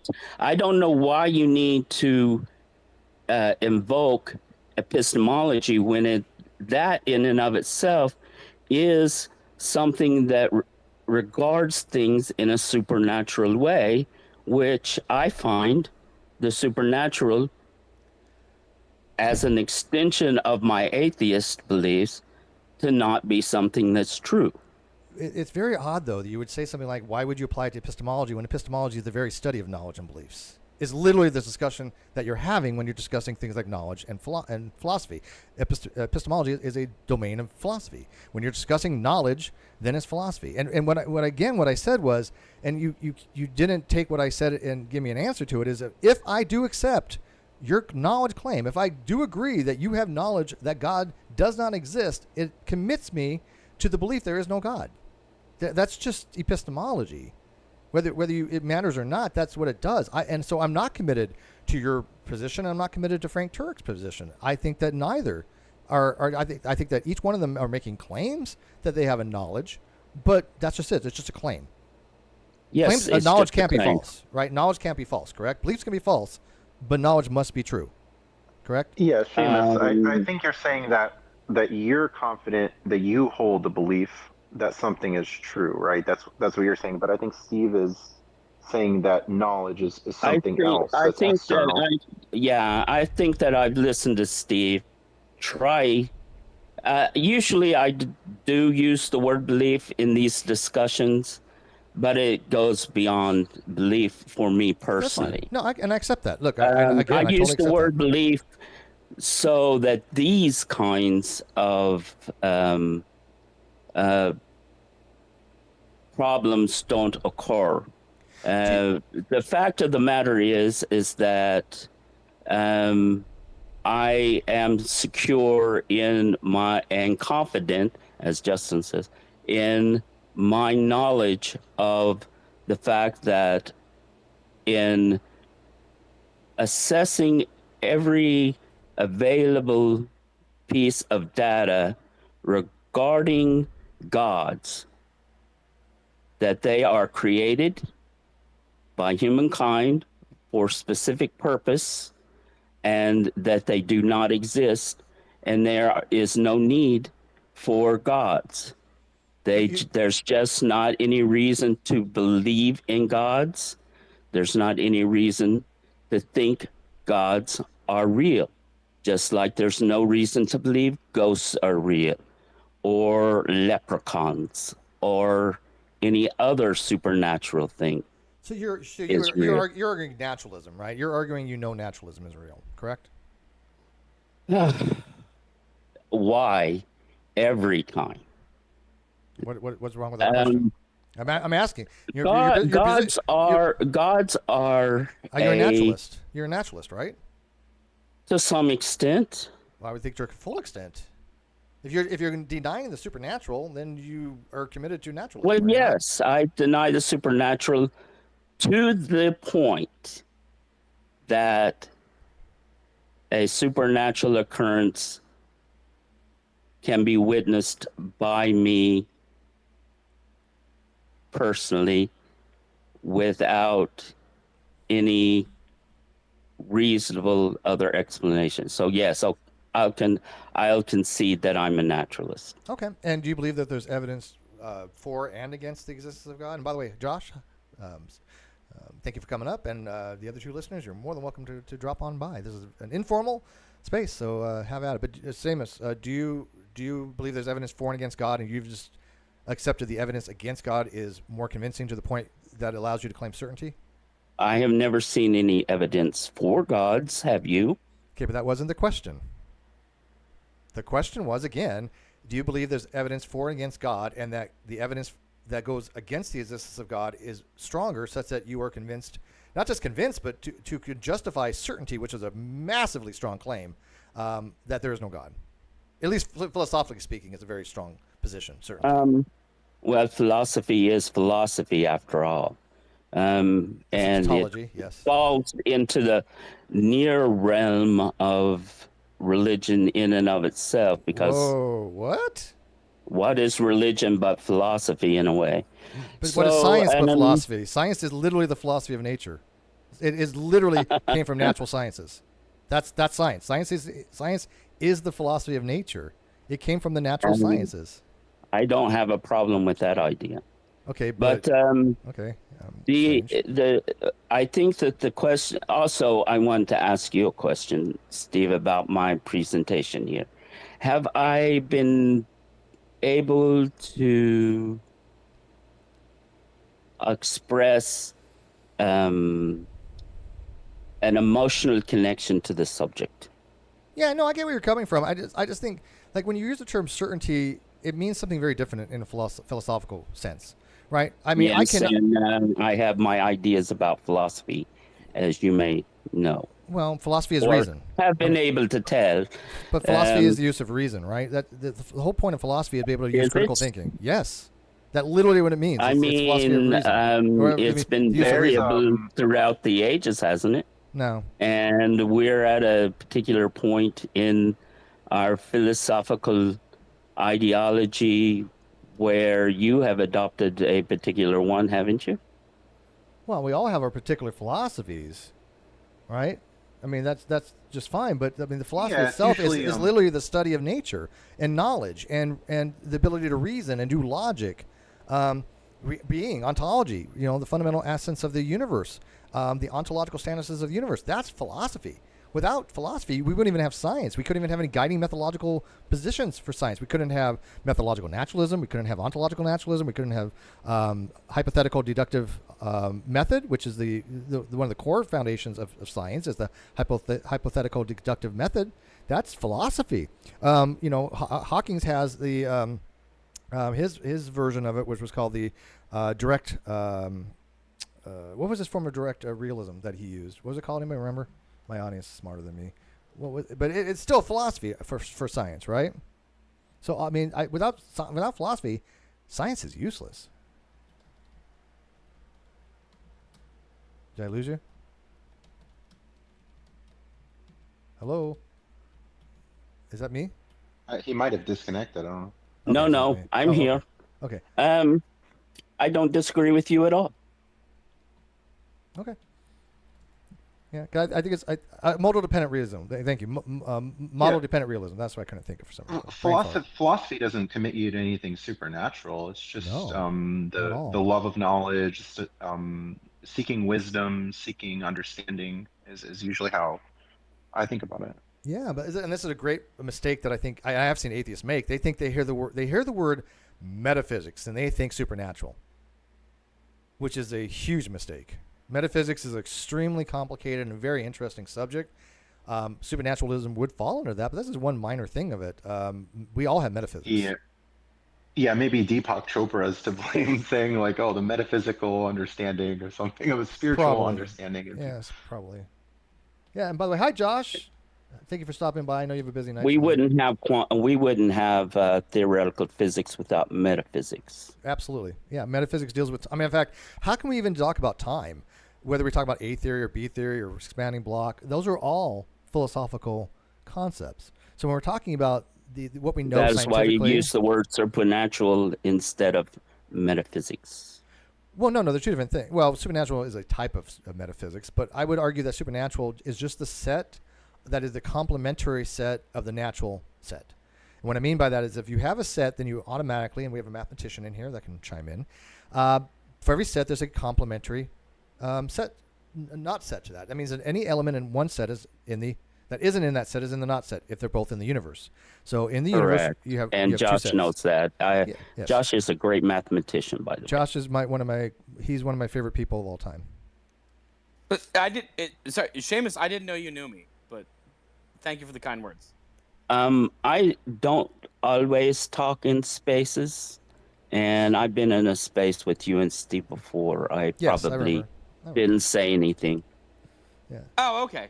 So, Josh, am I correct on the set and the complementary set? And I just call the set of the non-natural supernatural. And what I mean by that is if somebody thinks that there's at least one element in there, they believe the supernatural. If they don't, if it's a null set, in this case, the null will apply because it's a null set, not a null hypothesis.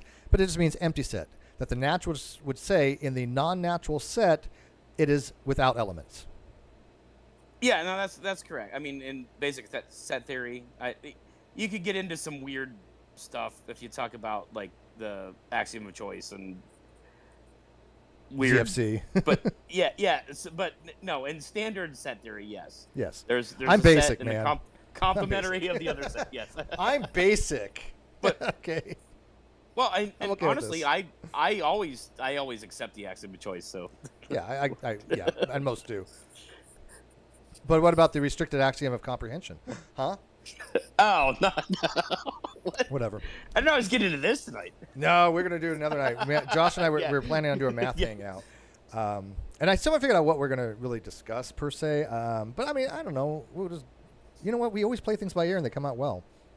That's fine. I'm good with whatever. I got roped into a work thing until right now. So yeah, I'm gonna be doing I was gonna do non sequitur show with Reds, but he can't do it till Thursday. But just to give people on an update here, I did get a handwritten letter from the West Valley Detention Center, which is in San Bernardino, where the porn star Mercedes Carrera is being held. And for those who remember, she was a guest on my show several years ago, 5 years ago. She's been incarcerated ever since, and I got a nice long letter from her updating us on her status. And so I thought that people that have followed the Non Sequitur show would find it interesting. What's going on with her? So I'm going to be doing that Thursday to my audience out there. That's on live YouTube. But anyway, sidetrack. But does that make sense, Seamus, that the supernatural set would be the complementary non-natural set, and that, you know, I don't hold that set to be empty because I'm not a ontological naturalist. From a mathematical standpoint, I accept that the supernatural is a complementary set, and I also accept your premise that for me it is a null set that contains nothing. Yeah, and that makes sense. And this is what I'm saying, Seamus. You can understand that because you have some obviously background in math like this. I mean, it's probably not heavy duty math, but you don't need it. But so does Josh. I have a PhD in solid state applied physics. Okay, so yeah, then of course you understand the terminology very well. And so when people tell me I'm wrong about something and they don't have the background, it really kind of upsets me. I mean, if we could have a discussion on TTL and CMOS circuits one day, and I would love that, man. Mostly, I'm just being contrarian. That's fine. Well, you know what's so funny is I know somebody in your field. He's been on my channel. He's actually acknowledged me in a peer-reviewed paper that he wrote, and he's one of the greatest solid-state physicists that I know, Dr. Gary Lachelt. I'm surprised. I don't know who that is. Look him up. Dr. Gary Lachelt is extremely well known in solid-state physics. He has written multiple papers. We go way back. We had, I think we had about 8 hours. Why 8 hours that I don't know who he is. Yeah, look him up. It's funny because we were talking about diffusion rates of heliums in zircons, because that's a argument that young Earth creationists like to use. And Dr. Humphreys, who works with creationist.com and Answers in Genesis, he got his math wrong. And Dr. Lachelle pointed out that he got the math wrong. And the math was not some high-level math. It wasn't like, the math that you use for maybe, the Aramis equation, obviously. He messed up on the derivation of the Aramis equation and didn't apply a rule of logarithmic functions correctly. And yet his paper was put forth in the Journal of Creation, and everybody's like, oh my God, this is great. Look at Humphreys, this is great.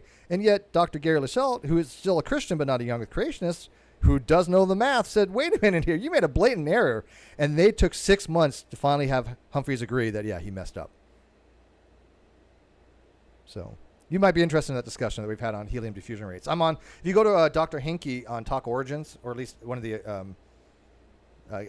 sub things of Talk Origins, because they don't do anything on Talk Origins directly any longer, I guess I understand.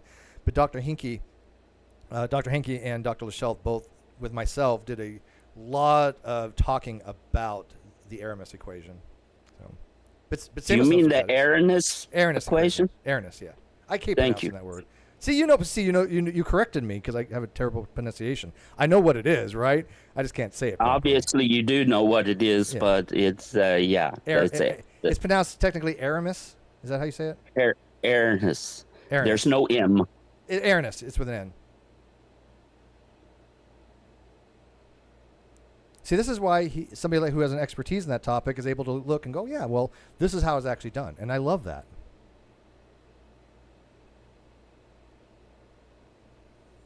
I will have to say that the number of times that I've had to correct people in the pronunciation of Kurt Gödel, who everybody says Gödel. Yeah, I've heard. Exactly. Like or that, so I can appreciate the. Well, same thing when with that happens. I mean, like Euler. People say Euler. Oh yes. Oh yes. The Euler, yeah.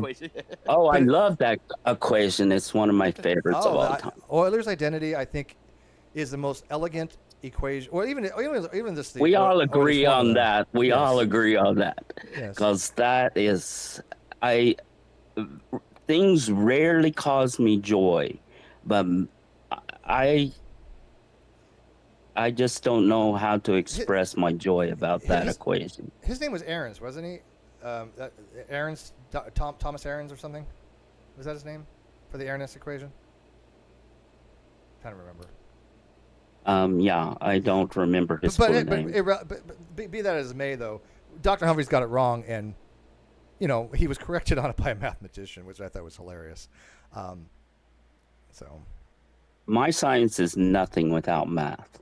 Yeah, of course, you'd have to know high and low domain diffusion rates, and boundary conditions, and electron migration. It's complicated shit. I mean, I remember first learning about PNP transistors.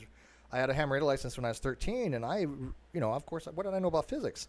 But I had to at least understand the junction. I had to understand what a xenodiode and the breakdown region was in order to get my ham radio license, and I got that when I was 13.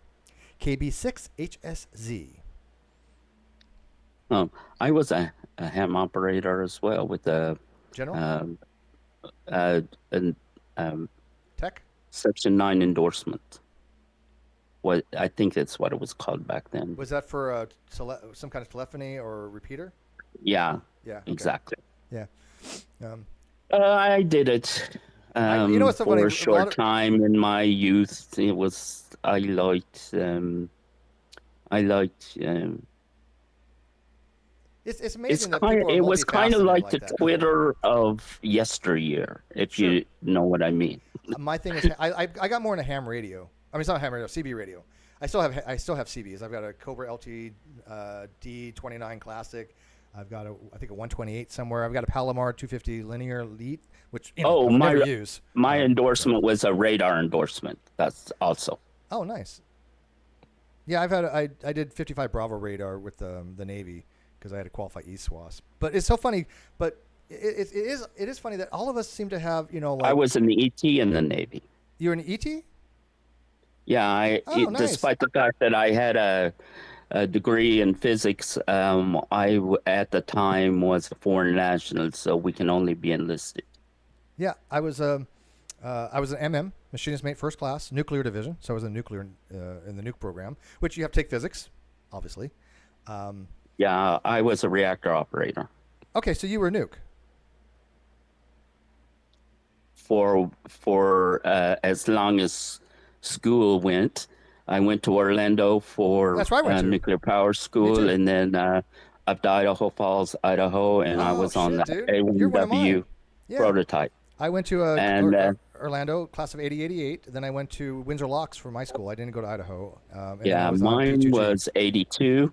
My prototype was 82 and 81 for Orlando. A fellow nuke. So it's funny because, you know, when we talk about nuke stuff, like, for example, like Heath shows like, oh, yeah, Steve got his license when he was 13. Well, I did. I can actually find probably evidence of this. But it's funny because, you know, as a nuke, right, you would only know things that a nuke would know. I'm not trying to shotgun. But it's like when we had to learn things like the average logarithmic energy decrement coefficient or K effective, fast fission factor. When we start talking about that with anybody else, who the fuck is going to know what we're talking about? Because these are words and terminologies that only somebody who probably went to nuke school or has some kind of nuclear engineer training would ever know, correct? Right. And I find the same for philosophy. That's my point about philosophy. I just want you to know, Steve, I did not end up as a reactor operator. Did you know I was a nuke though? I was a machine I did not know you were a nuke, so howdy, shipmate. I was in 87. You were in 82, so... But we graduated. Yeah. Did you go to Idaho Falls? No, I went to Windsor Locks. You did. You went to Windsor Locks. Yeah. Idaho Falls was great because I got there in like December or January. I don't recall. Can I ask but you it was the middle of winter. That's when I went in. I went in and October. we had to drive. We had to catch a bus to the prototypes. There were 3 prototypes out there. Dude, S1W. S1W. It was there's S1W, which was the submarine first generation Westinghouse. And right, exactly, and it was in a huge. When I was there, supposedly they built it so that they could put it in a big pool of water, but it never had water in there whenever I was there. Let me ask you this. And be blunt. Don't go like, oh God, it was so freaking easy because you're very smart. Tell me the truth. Based upon the amount of material that they shove up your ass in nuke school and the amount of time you have to learn it and eat, sleep, which is about maximum about 5 hours sleep a night, would you say that program is probably the most difficult academic program in the entire world for military science? I would say so, yeah. Because it's imperative that your knowledge be pristine. Right. Why do you think I'm so anal about philosophy? This is something that we, as nukes, we got it drained, ingrained to understand that we have to be precise. And Seamus, going through nuke school like I did, absolutely he gets that. I mean, he probably wasn't even on mandatory 35s. I was, which means that I was mid. I had a 2.95 to 3.1 average, and that my class was actually pretty good because the highest was a 3.6 something, and the lowest is 2.5 because anybody out lower than that gets kicked out. I think 2.8 they might have changed it to. I don't even remember what mine was. But it's hard. It's a hard school. Mm-mm. Wouldn't it be fun if we had the same birthing, if they had the same unit in nuke school in Orlando? That'd be freaking hilarious. I don't even remember that. I do. I actually didn't really have much problem with Orlando. Not even the dark side? Not even the dark side? Not really. Yeah, he transfer fluid theory was difficult.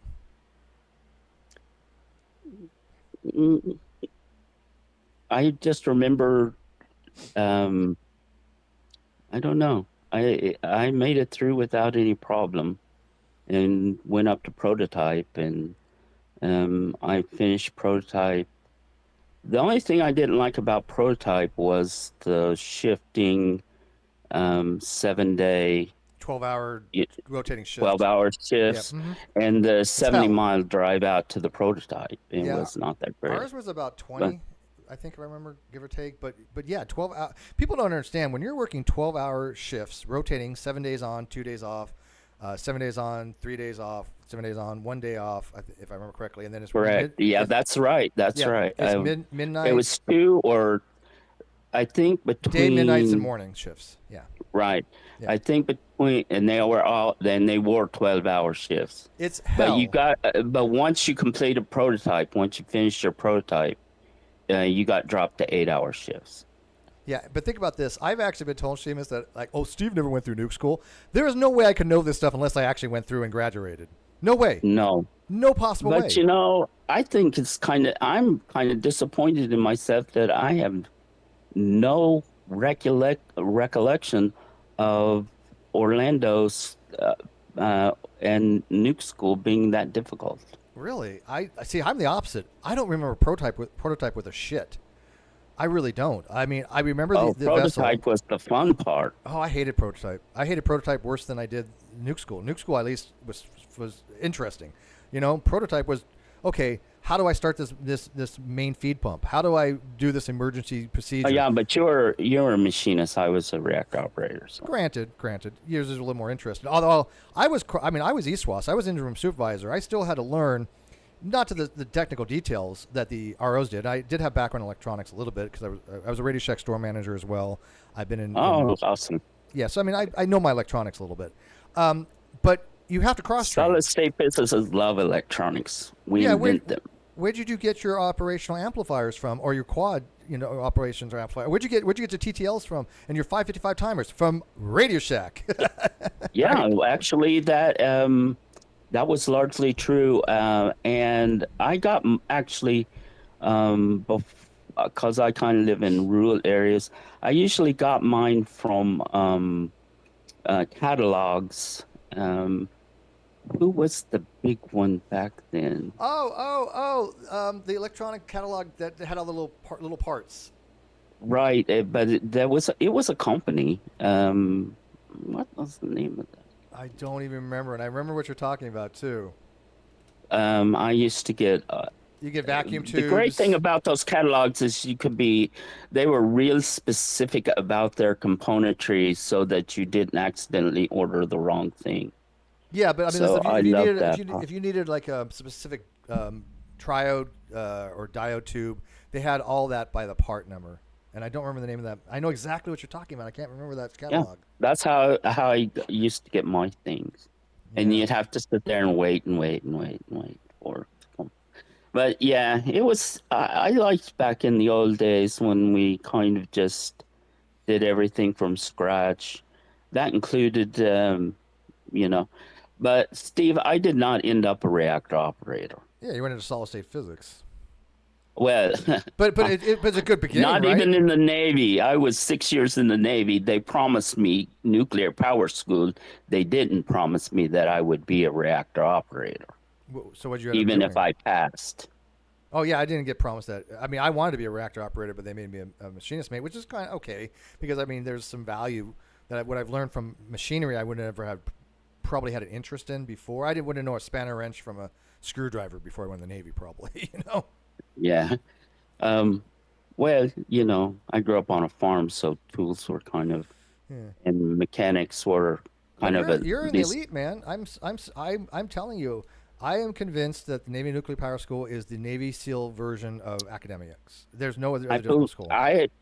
Speaking of SEALs, that I was not a Navy SEAL. Let me make that clear right away. No, of course not. Neither one of us. Okay. What I was assigned to the SEALs as a support specialist because of reasons because of dumb hobbies that I had. I didn't, how when you fill out your application for the Navy, they have you write down your hobbies, and you write those down thinking that those are completely meaningless. Steve, they are not completely meaningless. Can I ask what ship you went on? I was stationed in Coronado Island, attached to SEAL Team 5. Okay. I know nothing about the SEALs, but I do know where Coronado Island is. I was stationed on 32nd Street for just about 2 months, waiting deployment orders. That's when I got deployed to Bremerton with USS Truxtun, CGN-35, and I was there for 4 years.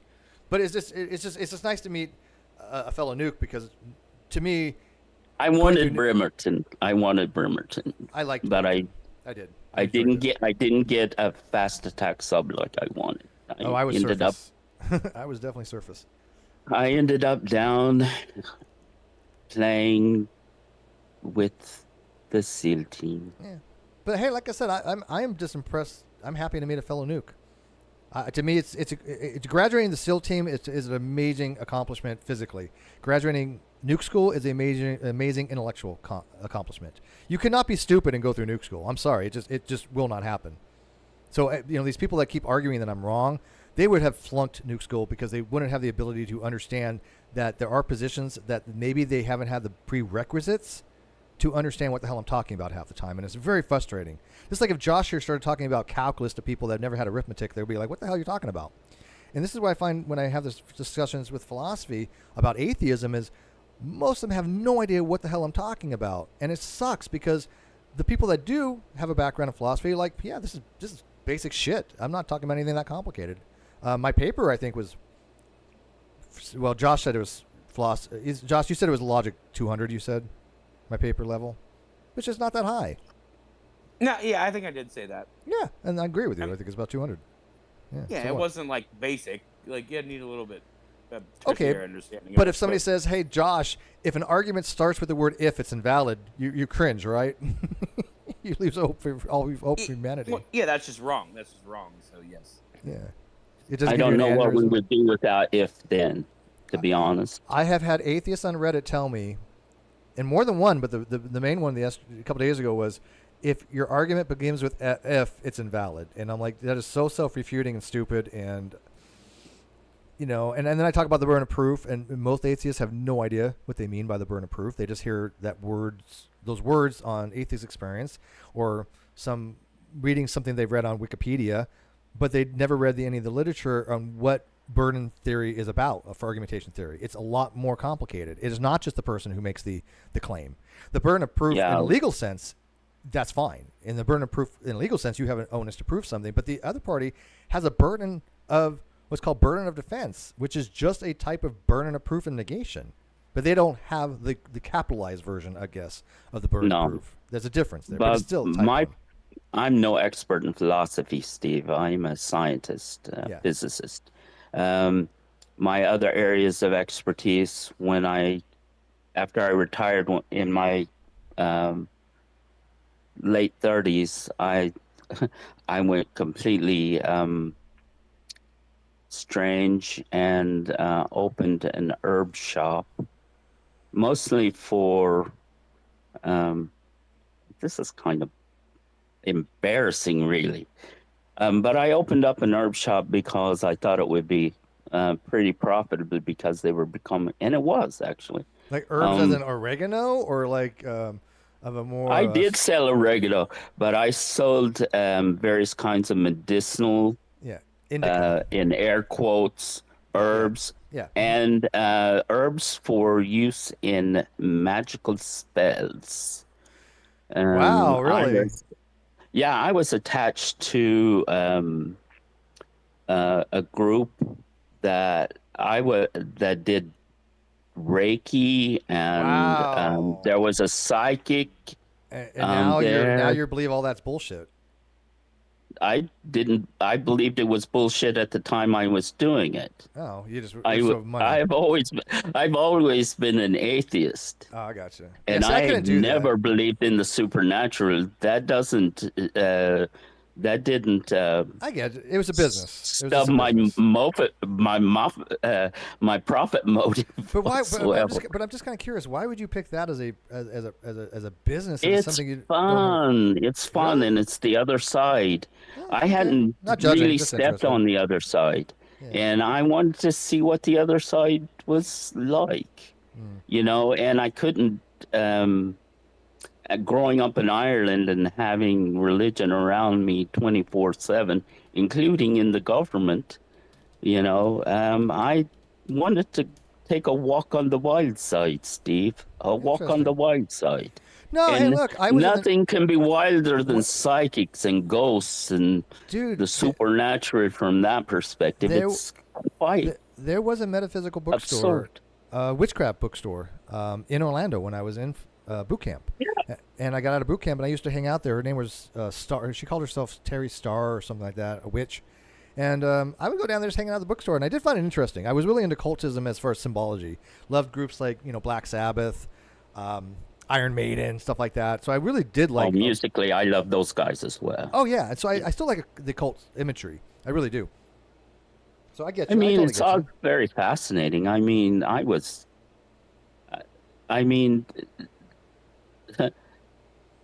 the reason my claim is so strong is because I been there and seen that and done that. So I just really can't believe that I ran into a nuke. That I never knew you were a nuke.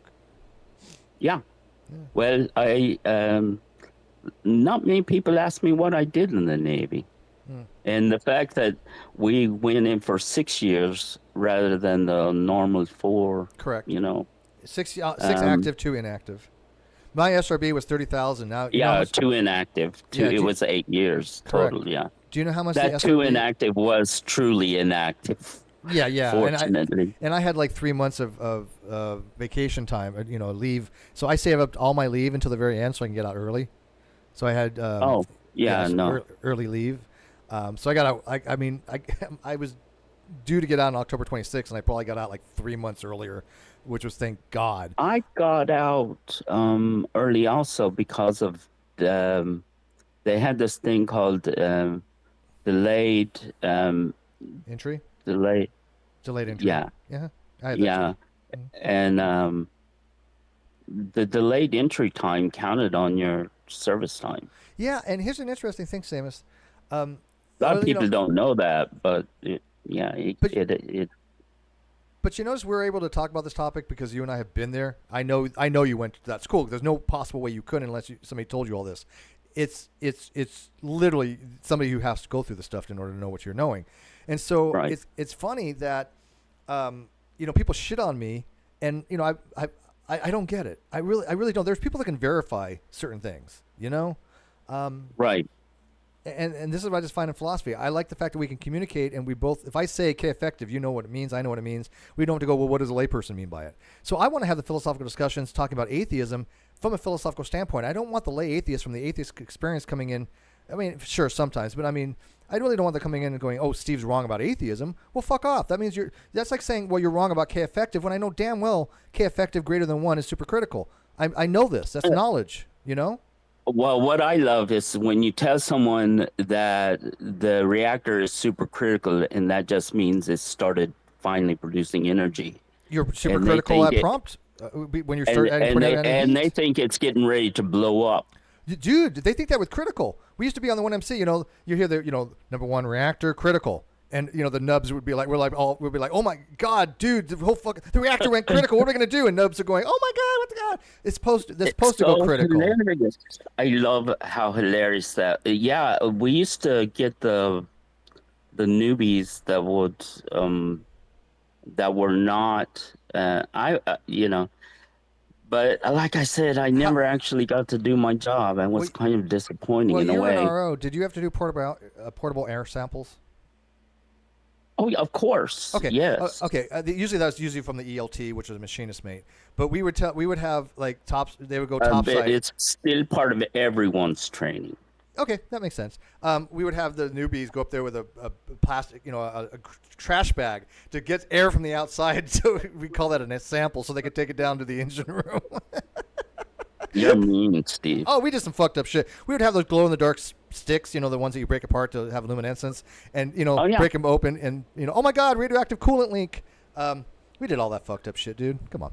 Oh, well, it was all very, very good until all my shipmates are waiting in line to get the orders at the end of our class. And they're all looking at their orders, or going to boomers or fast attacks or surface ships like an aircraft carrier or whatever. And I'm sitting there, I get mine, and it says report to Lake Washington Admin Command. That's weird. I'm not disbelieving you. I'm just saying I've never heard that before. What the heck did I do wrong? Yeah, I didn't know what I'd done wrong.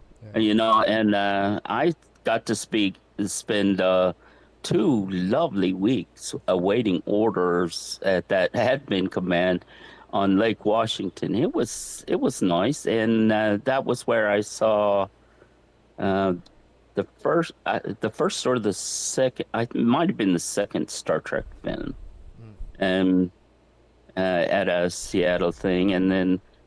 But I had almost no responsibilities there. I was just waiting.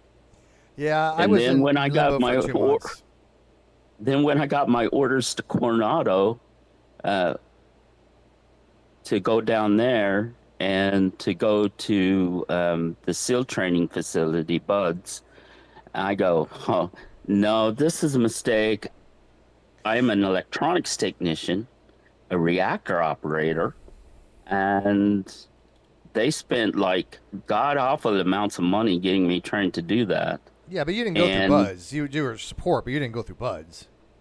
No, I did not. I was reported to BUDS to do the training for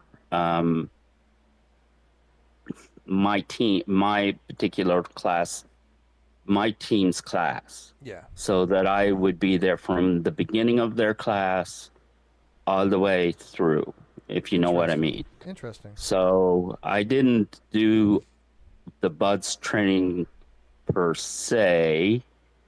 And I was not a Navy SEAL. I was supporting what they call support specialist. Mm-hmm. And my specialty was satellite communications and cryptographic communications. How'd you learn about cryptography in the Navy, though, if you were a nuke? They sent me to school.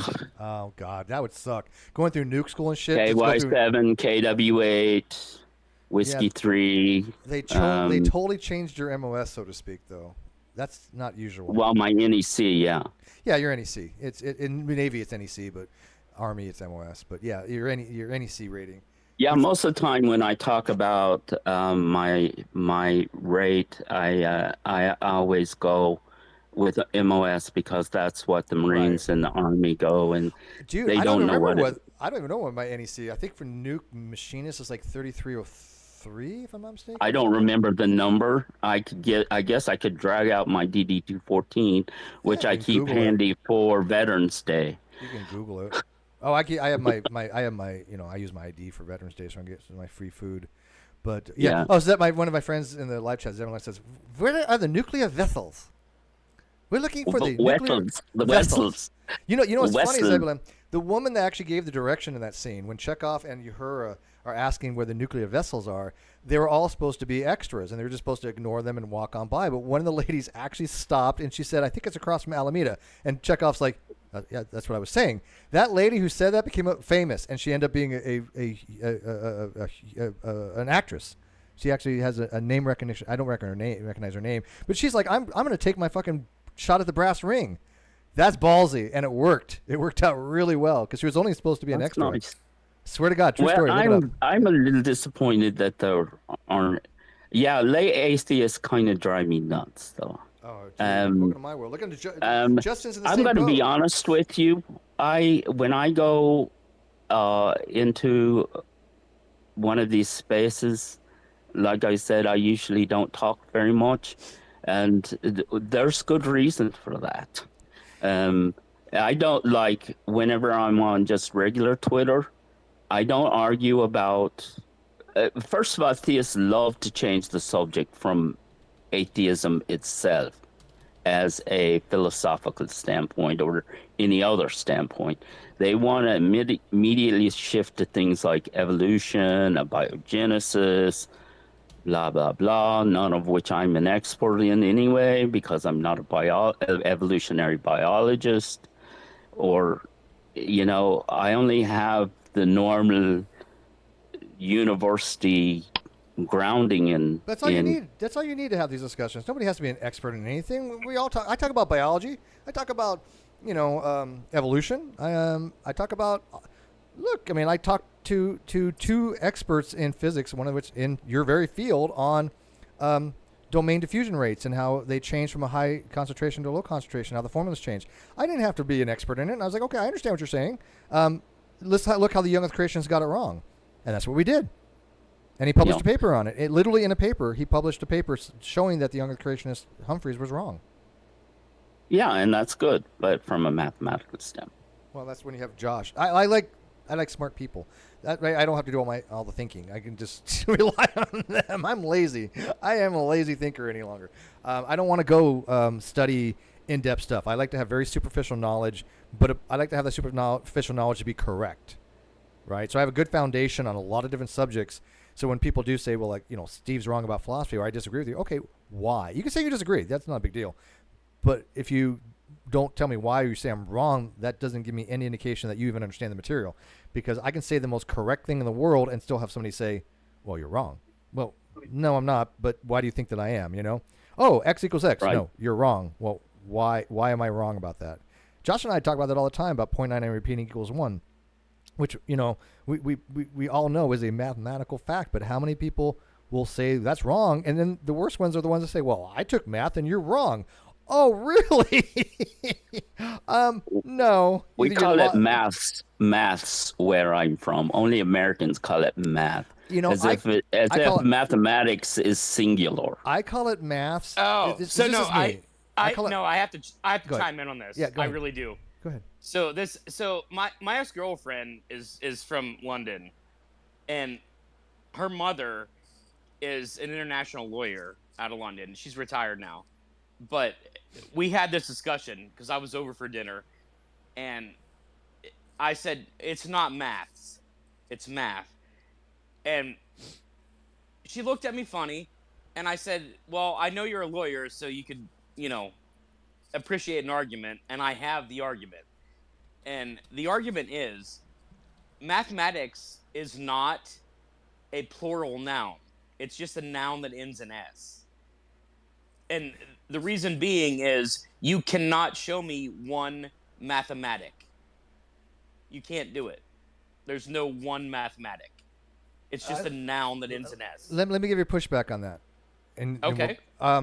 The way I use this is I use the word math or excuse me, maths if I'm dealing with different types of math. That's like you can have you can have like one fish, but the term fishes is for different schools of fish, right? If you have more than one fish, you still have fish. No, this is a great argument. I appreciate this argument, and I probably agree with this, Steve. This is how I've read it. This is how it seems to be the most common usage. I only say maths when I'm dealing with different domains of math, just like fishes would be different types of species of fishes, rather than two of the same fish in the same species just called fish, and that's how I learned it personally. So it's not too weird to use it that way. No, I don't think it's weird to use it that way. So if I'm talking about like topology and number theory and complex analysis, and I said, oh, I'm using these maths. That's perfect. I think that's proper to use. Yes. It's because it's multiple areas of math. Yeah, you don't say I'm using these math. It would Absolutely. be plural. Yeah. See, this is what's called a dialectic synthesis. This is how we all get to be in agreement with stuff, because when you at least have the basics, because you don't even have to know anything he said, you don't have to know what fucking complex analysis even is to understand what we're talking about, right? Absolutely. My argument has always been when people are like, oh, you know, what's your field? What's your degree in? And I say, oh, it's mathematics. And they're like, oh, so your degree's in maths. Yeah, that's not right. It's in math. Yeah.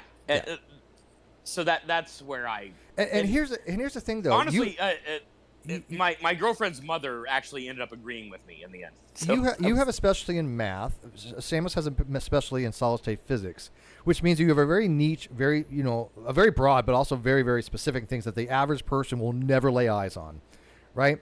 The average person applied physics. Yeah, that's even more difficult. Again, because it's not theoretical it's theoretical in some ways, but mostly it's taking theoretical ideas and actually applying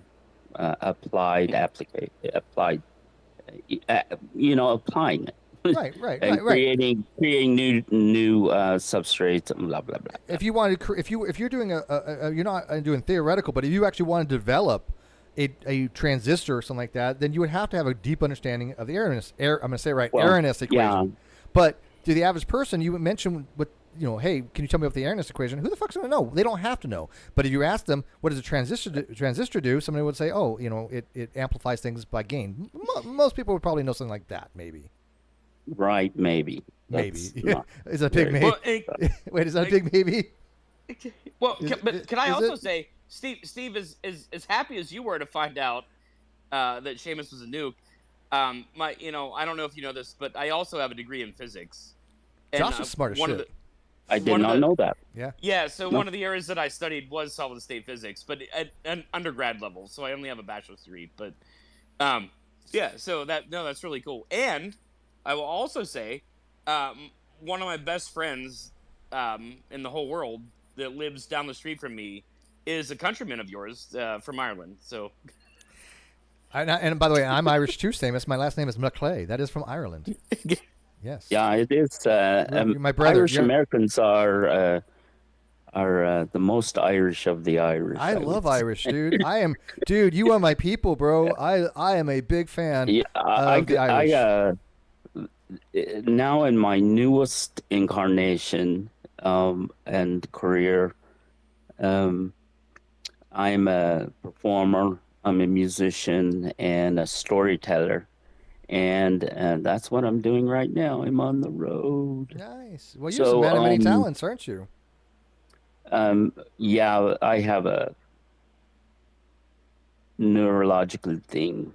So I right brain, left brain, almost everything. You're high functional. Very, very high functional.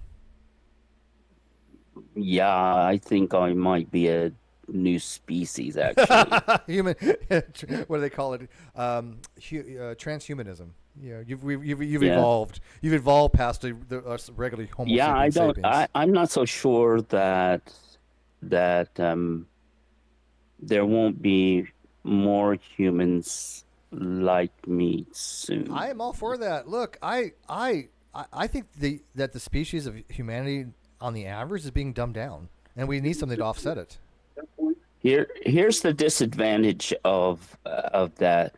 Like earlier, I was trying to seem passionate, and this is why I asked you this, Steve. Mm-hmm. Earlier, I was trying to seem passionate in my argument, and I test this often in spaces because I'm not passionate. I have a great, how people say, well, he's really smart, he might have a high IQ. And then they have this new thing called EQ. Oh, yeah. If that were a real thing, mine would be low.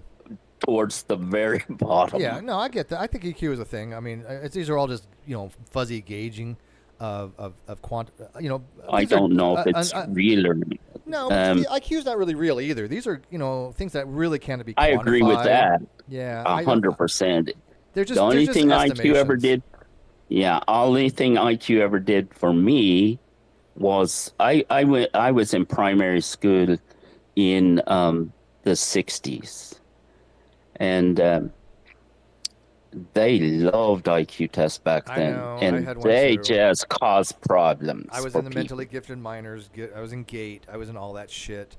Oh, I mean, I was I the guy. I was in the Irish equivalent to that. I had a 99 AFQT on my ASVAB. I was that smart guy that never applied himself, that everybody knew. I was the nerd, the professor guy, and a guy that loved heavy metal but didn't apply myself and didn't give a shit about school because I thought it was boring as fuck. That was me. Well, but that doesn't mean I was an idiot. School is boring. It was idiot. You have to autodidact almost everything. But this is what's frustrating for people like us, that we knew we were smart growing up, and some of us did something with it. Some of us didn't, but whatever. But we had the potential at one time. I think I'm a hell of a lot dumber now than I've ever been because I'm older. My brain doesn't process like it used to. And when it does, then I get some good ideas. But I am nowhere near the level of mental acuity that I was when I was 23. I could memorize fucking volumes. How much shit do we have to memorize even in prototype? Do you remember going to the library? I'm sure your library was much like ours. It was wall-to-wall textbooks of the engineering of the plant. It was wall to wall of everything you want to know about the plant, and you had to memorize every facet of that plant. My first question was draw the entire primary and second distribution system. Then it was draw the electrical distribution system with all the set points. Then it was explain the explain the 6-factor formula, including the fast fission factor and all this other stuff. That was part of my oral review board, and I'm sure yours was pretty similar. But that was all in the tech manuals that you had to memorize, and there was a fuck ton of them. We had to know how many holes were in the pressurizer fucking nozzle. That we'll never ever see.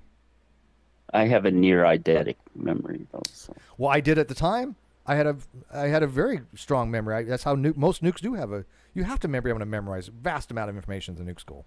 I still remember that's absolutely true. The thickness of the niobium coating around a zircon oxide fuel pellet was 8 microns. I'll never forget that shit. 8 microns. Yeah, is correct. How about this one? What law was this? The pressure exerted on an enclosed fluid at rest will be transmitted equally and undiminished throughout the fluid into the walls of its container. Am I here still here? Yep. What I law don't was that? Do you remember. remember? Pascal's pressure law. Oh yeah, Pascal's. Yeah. But I memorized that shit. We had to memorize it. People don't understand. Pascal's. How could I have forgotten that so easy? Because it's been a lot of years, man. But see, I've forgotten a lot, but certain things I just don't forget. I got out in 85, and what is it now? 2025, almost. So almost, 40 years? Yeah, but as you get older, I mean, when we all hit our 70s, we're not going to be able to do what we do now mentally. I don't think so. Also, I went back to school after I lost my lease on my herb shop.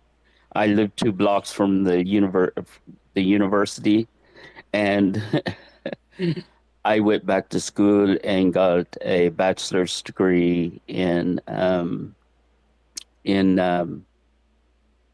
English literature, just a non-science degree.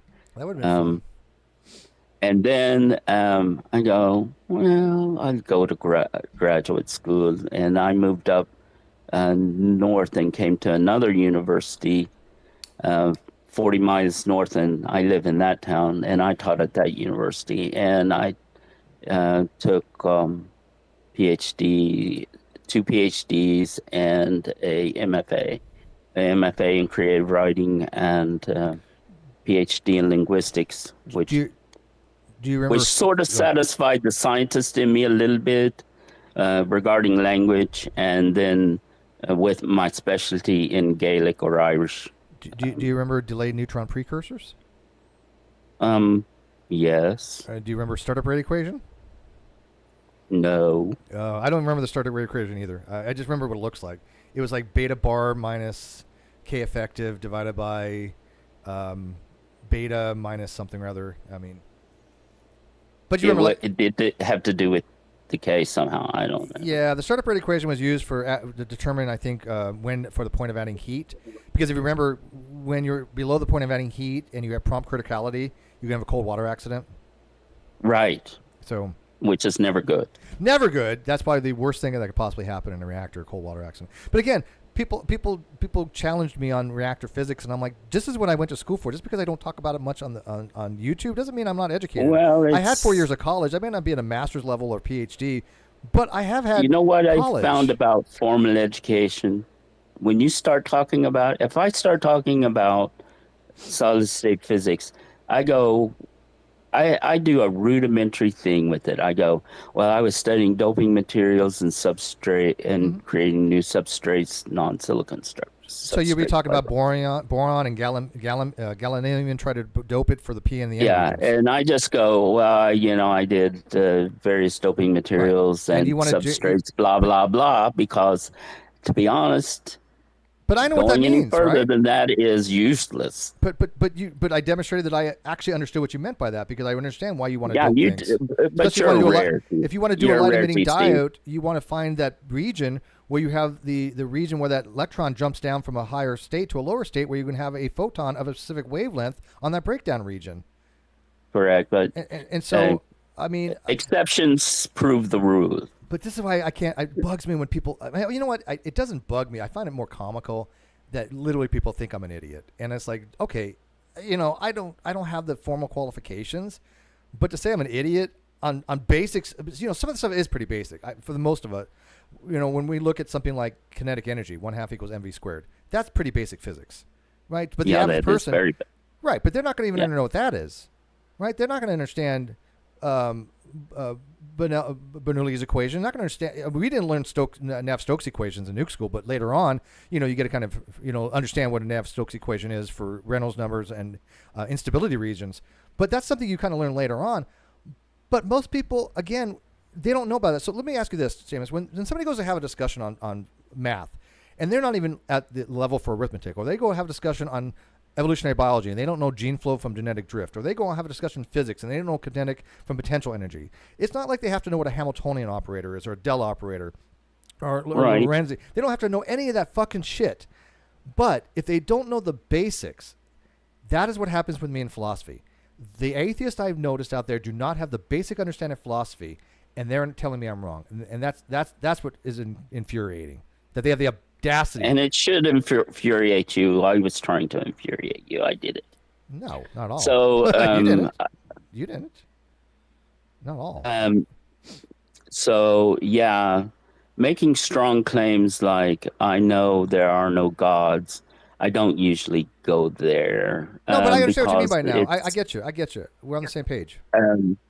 But it's a fun exercise in. It gets us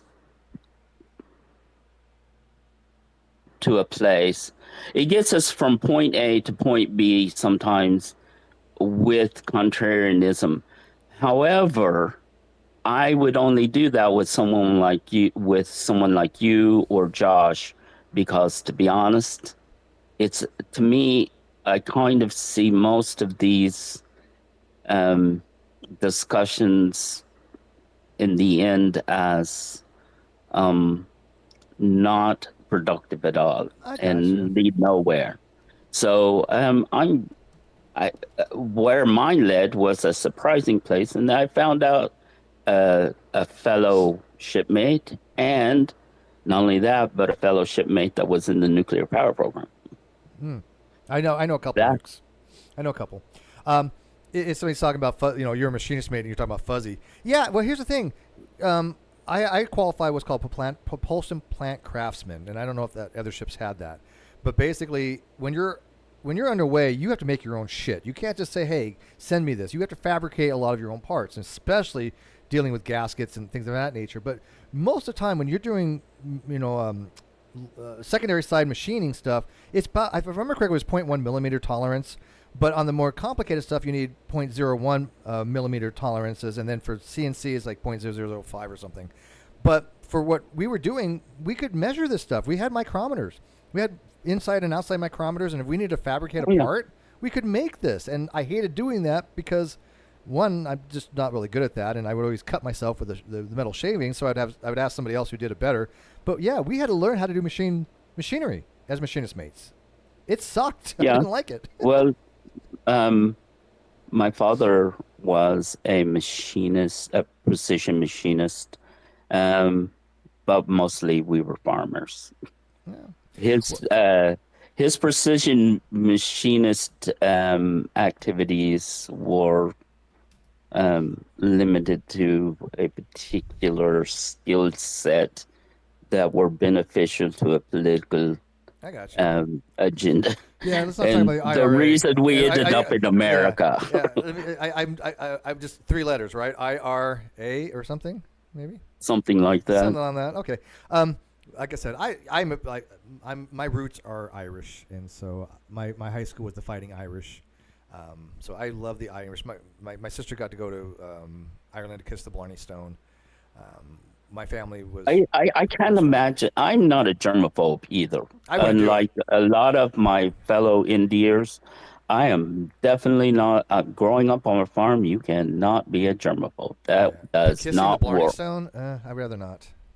Yeah, but yeah, just the thought of how many lips have been on that damn. Just drives me crazy. I've known some women like that. Which is a good place to wrap this up, I guess, because I do got to get going. My roommate should be home soon, and I got to get some All food right. Well, I go see if I can find. Absolutely. Yeah, pleasure, well, it man. was fun. I don't usually talk this much. I usually am more of a listener, and I'm grateful for Josh being here. Thank you, Josh, for being here. Because I just followed you, so make sure you follow me back, and we'll get Josh. I definitely will. I definitely will. So we'll get Josh. Trust me. When Josh has free times, we're gonna be. I would have like liked. The reason I like to listen instead of talking all the time is I really find absurdity one of the few things that amuses me quite a lot. Like the philosophical aspect of like absurdity. Just absurdity in general. Oh, I got you. In general, and so I get a great deal of delight out of people that are like sovereign citizens, and when they I love start that talking shit. about their stuff, or flat earthers when they start talking about their stuff, Oh, yeah. or Well, you follow any Reds, though, don't other you? wonderful absurd thing. I like absurd comedy, like Python, League too. of Gentlemen, thing Yep. like that. I love all You that know, stuff. absurd stuff. Monty Python is amazing. Do you follow Red's Rhetoric? Because he does flat Earth stuff. No. Follow Red's No, no. Rhetoric. Yeah, go on YouTube, look up Red's Rhetoric, and he does all the flat Earth debunking. He's the best. He's But I go amazing. who do I think Aaron Ra. Yeah, R and I, we've had our issues. He won't So- talk. You know what's funny, Seamus? Aaron Ra actually blocked me because he didn't understand what a double negation was. I'm not even fronting. Well, I'm surprised at that, but And other people were trying to he explain it, is and he was kind of wrong. he is kind of a lay. Right. I mean, his expertise is not profound. Not at all, and especially not in philosophy.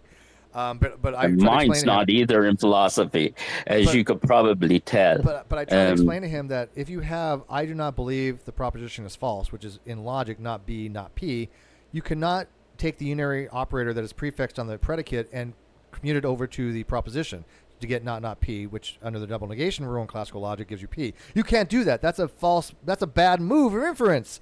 And he couldn't understand this, Right. and he's just like, you're wrong, and he ended up blocking me. I'm like, dude, you just fucking blocked me because you're arguing with somebody who at least understands basic logic that anybody who understands logic will tell you you're wrong about. But that's his Right. personality type, you know? But what am I going to do? Yeah, Cave and say, oh, yes, Aaron, you're famous, and you're a superstar, and I'm going to bow down to you. I'm like, no, I'm going to tell you how it is, Aaron. You're wrong, and I got shit for that. Well, that hurt me. That hurt me. That one hurt Honestly, you. That one hurt It you. did. That one It did you. hurt me because I respected both of you guys because Yeah. and I still think Aaron does a really good job with his biology. Sure, I'll give him stuff. that. And he's great on that. Sure, absolutely. But the fact that he wasn't willing to learn something that he didn't know already. Right. It's I mean, dude. see him But in a that's what I'm different way. saying. That's what I'm saying. I do not capitulate to somebody when I know that I'm right, and I will claim knowledge. Yeah, no, it's and you bugging. shouldn't have. I was there for it, and Yeah, you were in the Great Debate community at the time. You saw it happening in real time. I probably. did, totally did. Yeah. So am I exaggerating? Is that not what happened? He blocked me on that. It's totally what happened, Steve. Fucking and it's, sucked. Oh, did I tell you why Matt Dillahunty? This is Wait, Josh. where did emotion will get you into trouble. One sec. Josh, did I tell you why Matt Dillahunty ever blocked me? And this was on Oh, Twitter. I saw that on real time too. Do you remember what it was? Oh yeah, it was because he does not want to accept how you describe atheism, but he That's true, also but it was in more private. specific. It was about he logic. also in yes, but he also in private said that he's just doing it the way he wants to. I know. For political reasons. I agree, but I know he is. 100% he is. 100%, without any question, he is doing it for political reasons, and never gives. He knows that Matt Dillahunty. You're a coward because you know that I'm right. You know that I'm right on all this shit. But this is exactly what happened, Josh. Let me tell you what happened real quick. Let me tell you I what remember I happened. told you this. I sent him a private message after the fact. Did you? He blocked you. He might have blocked me, but he never answered my message. Yeah. Let me tell you exactly what happened on Twitter because it was that topic. But what happened was I was explaining to somebody, and this is still up there, about multi-valued logics or many-valued logics. Either one's fine. I use multi-valued, but technically a lot of people call it many-valued, but it's the same thing. And I was trying to explain to him there are other forms of logic that do not have the principle by valence that you have to have true or false for a proposition. There are other things you can have, like U, which is undetermined or unknown, something along that lines. You can have another value for that proposition other than true or false. That's called many-value logics. And I was explaining to somebody this, and he was chiming in going, no, a proposition can only be true or false. I'm like, Matt, in classical or sententional logic, yes, but I'm explaining other forms of logic. And he's just like, no, you're just wrong. And I'm like, Matt, fuck off. I'm like, Matt, I'm explaining something on a topic that you clearly don't know what the fuck you're talking about, and you're telling me that I'm wrong, and he blocked me. It's still up on Twitter. It may have been down. I mean, I am embellishing a little bit. I will admit this, but that's essentially what happened. I didn't actually tell him to fuck off. At least not. I do. Not on Twitter. No, but essentially you did. I remember. Yeah, I know. I was there because that was back when I used Twitter. Like, I really don't use Twitter that much anymore because most of my friends are not on Twitter, and I don't like my feed anymore. It's gotten weird.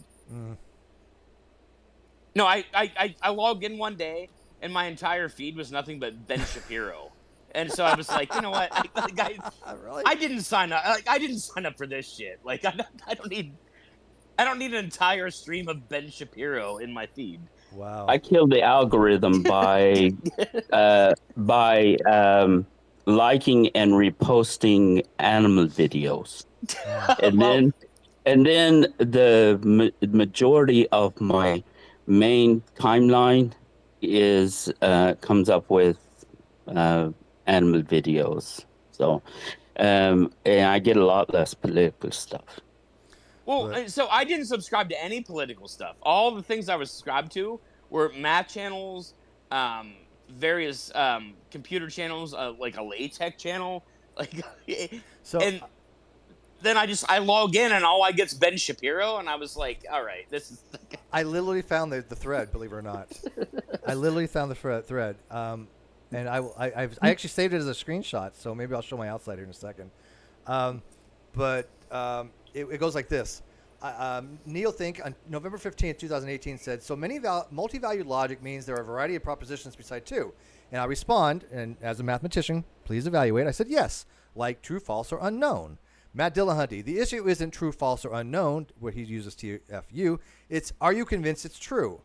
And I responded to him. He was asking me about multi-valued logic, Matt, which is not limited to the principle of bivalence. Classical logic, true or false, due to the LEM. Multi-value logic, TFU, is not limited by LEM or the principle of bivalence. I said to him, Alex has suggested I try to extend more of the principle of charity to you, but I really wish you would actually read what is going on in the thread before just responding. I know you're a busy guy and you just quickly respond, but my posts often require more than that. That is what I said to Matt Dillahunty, and the motherfucker blocked me because he was an arrogant, egotistical prick that doesn't know basic logic, because if he did, he knew what I was saying was correct. Did I say anything that was incorrect on that? And here's the thing. I'll put it in my live chat. You guys can go see it for your fucking self. No, that sounds accurate from what I remember.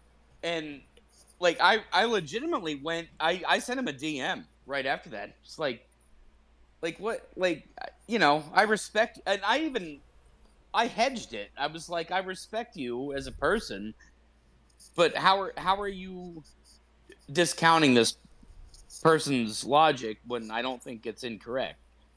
And yeah, he doesn't want to have the discussion, which is funny because he'll talk with Muslims, he'll talk with Christians. He even had a debate with Andrew Wilson recently, the conservative Andrew Wilson, and then Matt stormed off the stage, I'm not going to dignify his position and this and that.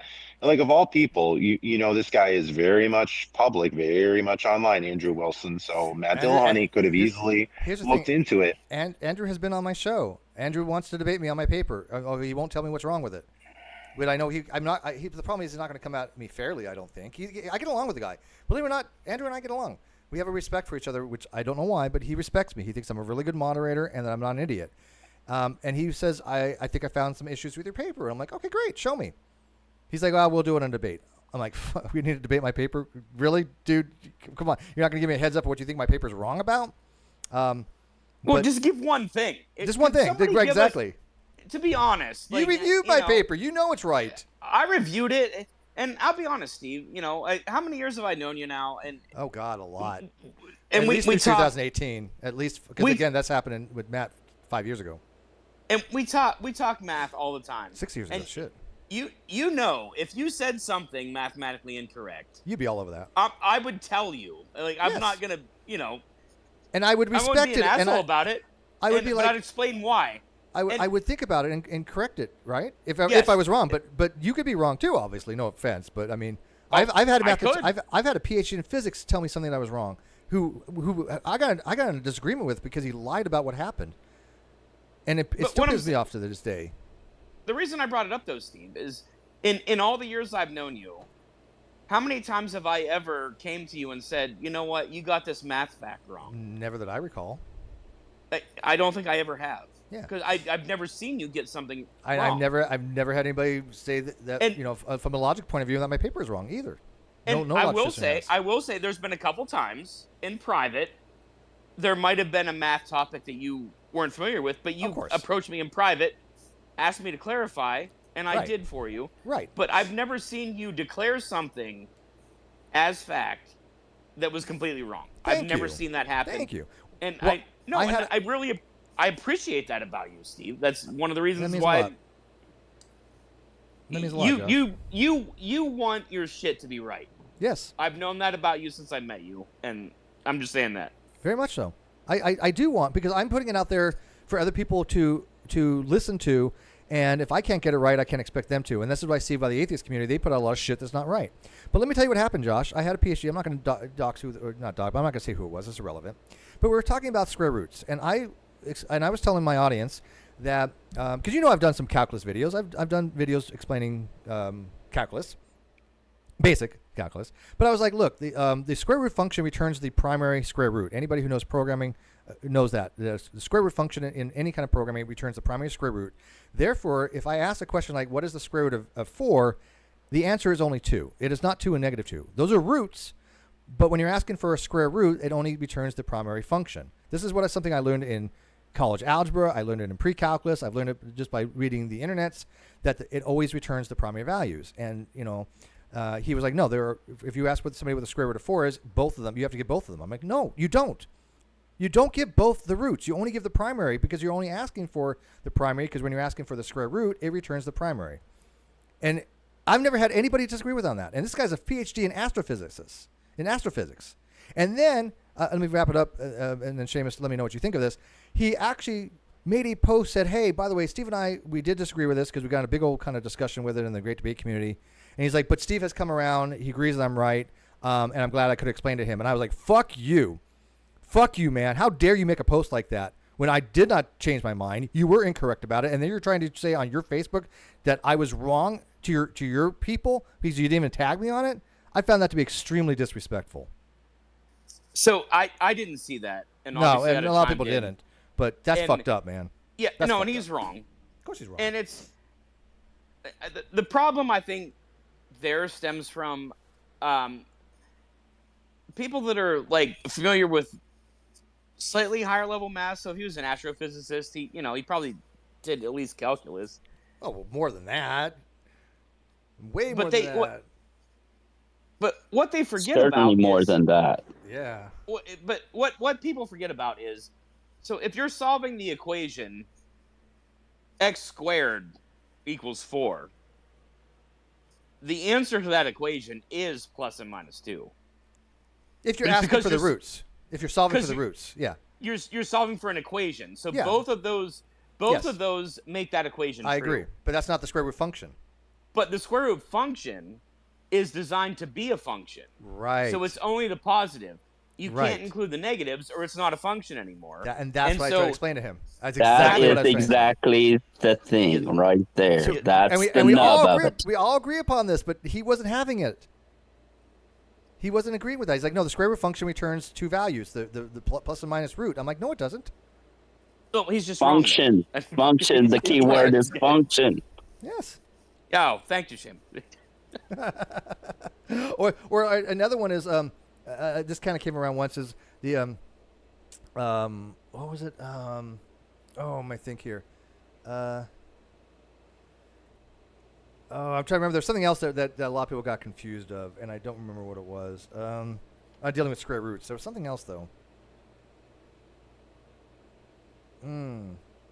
Was it a lot of people think you can split square roots over multiplication, and you can do that in the reals, but you can't in imaginary or in complex. Yeah. Well, the way I look at it, one. The way I look at it is that, in the reals, but not on the C domain. Correct. So that doesn't hold at all, and I mean, you really shouldn't do it in the reals because there's another way around it, but it's a shortcut, so you can do it. So a lot of people screw that one up too. They're like, oh, well, yeah, you can split a square root over multiplication and it's no big deal. And then they do it in the complex numbers and it totally doesn't work. You're going to get bad answers. Yeah. Yep. No, I agree. But But I'm trying to think if there's something else that for the unit, it was about dealing with the unitary operator of the negation, but it's like they wanted to fix the negator and what was it? But I don't remember. There's something to do with the prefix of the negator when you're using standard order operations. You don't the negator itself is prefixed on the number itself. But I don't remember what we argued about over that. God damn it! I hate when I can't. I'm curious now. So because there's a difference between a prefix because the negation is a unitary operator. It's not a binary operator. Obviously, it's a unitary operator on a single digit. But it's whether it's prefixed or not prefixed makes a difference. If it's not prefixed and you're just saying -4, that's not the same as -4 as a prefix. Correct. Yes, that's correct. And that's a very, very nuanced position in math, though, right? That's a very nuanced thing, but most people are not going to understand that minor distinction. But I love, it's pedantic, I get it, but I love those little minor distinctions. That's why people give me shit. And they're there for a reason, though. Like, it's so that nobody has an issue with it later. If you use all the rules that have been universally decided for mathematics, then there's no ambiguity for any of it. It's the answer. Yeah. Like everybody gets the same answer, and that's why it's there. Yeah. Well, if I said if I just give you like 5 minus 4, and I said give me the square root of that, right? And you just say okay, 5 minus 4 is 1, square root is 1, but you can't break it up and say what's the square root of 5 and what's the square root of -4. It doesn't work that way. Oh, correct. Yeah. Never. But I've seen people do weird things with math. Like, for example, like distribution of multiplication over addition works. Distribution of exponentiation over multiplication works. You can only do distribution over something that is one step down, one level down the hierarchy. And so I've tried to explain that to people as well. And they, but what the fuck does Steve know, man? Oh, Steve, I could give you horror stories. So one time, I'll give you one quick. Yeah. So there was a pi minus sine of pi, and it was a calculus homework. Okay. And this girl decided to factor out pi out front. Oh, you mean you mean like literally she factored out pi, so you got like pi 1 minus sine? So she ended up 1 minus sine with no argument in the that sign. Would be no work. And she goes, "What? What I don't know what to do." Pi, though? What do you do there? There's nothing. What? She said, "What do I take the sign of? There's nothing in there." And I was like, "Oh, dear God!" Like, what? You literally just took the argument out of sine and tried to factor it out. I don't see how that works. That's fucking funny, though. I have a million of those. But doesn't that show that they don't understand that sine is a function and that the argument in the function is what you're taking that of? And if I'm not mistaken, yes, pi minus sine pi would just be pi minus 0, which is pi, right? Yes. So. Well, I don't remember the whole, whatever the. Yeah, I'm pretty sure sine pi. Question. I'm pretty sure sine pi is like 0 or something. Oh no, sine pi is 0. Yeah, but I don't remember if that was the entire. Oh, I got you. That was exactly what it was. Argument. No, but I had that. I mean, and it's the same with if you give like a freshman calculus student, what's the derivative? Of pi squared. 2 pi. For the first derivative. Oh wow! No, wait, Steve. Pi, hang on, derivative of pi squared. What's the derivative of pi? Oh, it's a constant, so it's pi. So it's 0. It's 0. If the derivative of a constant is 0. It's all 0. Yeah, but it's all 0 because it's a constant. Because pi squared is a constant, and the derivative of a constant is a constant. But they're so used to seeing. Is that right? Pi being some. Yes. Yeah. Okay. But they're so used to seeing pi as something they've never seen before, and they think it's a variable. But you see how I can figure that out, right? You see how I figured that out because I understood it? That means I actually did understand it, right? Yes, I'm okay to make a mistake and go, yeah, I did fuck up. We all do that. Everybody does. But here's the thing. You know why I know that sine pi equals 0? Because of something Simon had mentioned earlier. It's something I'm familiar with. Euler's identity, right? If you understand Euler's formula, right, and you have either the I pi equals cosine pi minus I sine pi, you understand that one of those go to 0 and the other one goes to 1, then you end up with Euler's identity. We've actually done this on air before. And this is what I'm saying. When you have at least a basic understanding of the subjects, you're able to communicate with them. And this is bugging me with atheism. They don't have the fundamentals to even discuss atheism. And I'm going to be pedantic about that. I'm going to be a dick. People are like, oh, you're just being, okay, you know what? Fuck off. So what?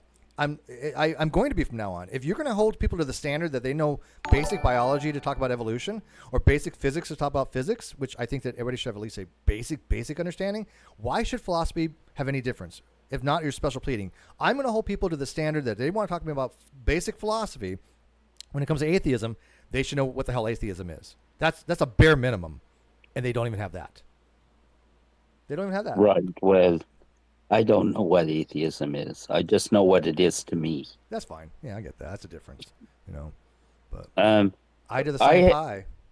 Outside of math, and I'm hoping this is not always going to be true for computers. Even though I'm not working on it. I used to work on this a lot, the idea of quantum computing, but I just kind of got busy doing the actual practical stuff. The whole binary idea for me from a philosophical standpoint seems like you were talking earlier, true or false with Dillahunty. Yeah, things aren't like that in reality when it comes to things outside of mathematics or it's complicated in real life. You can have a true false proposition, but it doesn't mean that it translates in reality, because there are shades of things and possibilities. I absolutely agree. Look, we're on the same page. There is something called fuzzy logic. There's also epistemic logic. There's also didactic logic. Right, exactly. And so, but here's the thing. I can't even get to those subjects if somebody doesn't even know what a proposition is. Well, I can't even get to those levels Most yet. don't. Most on Twitter don't. I mean, it's Twitter. Or Reddit. But they're the ones that are telling me that I'm wrong, Seamus.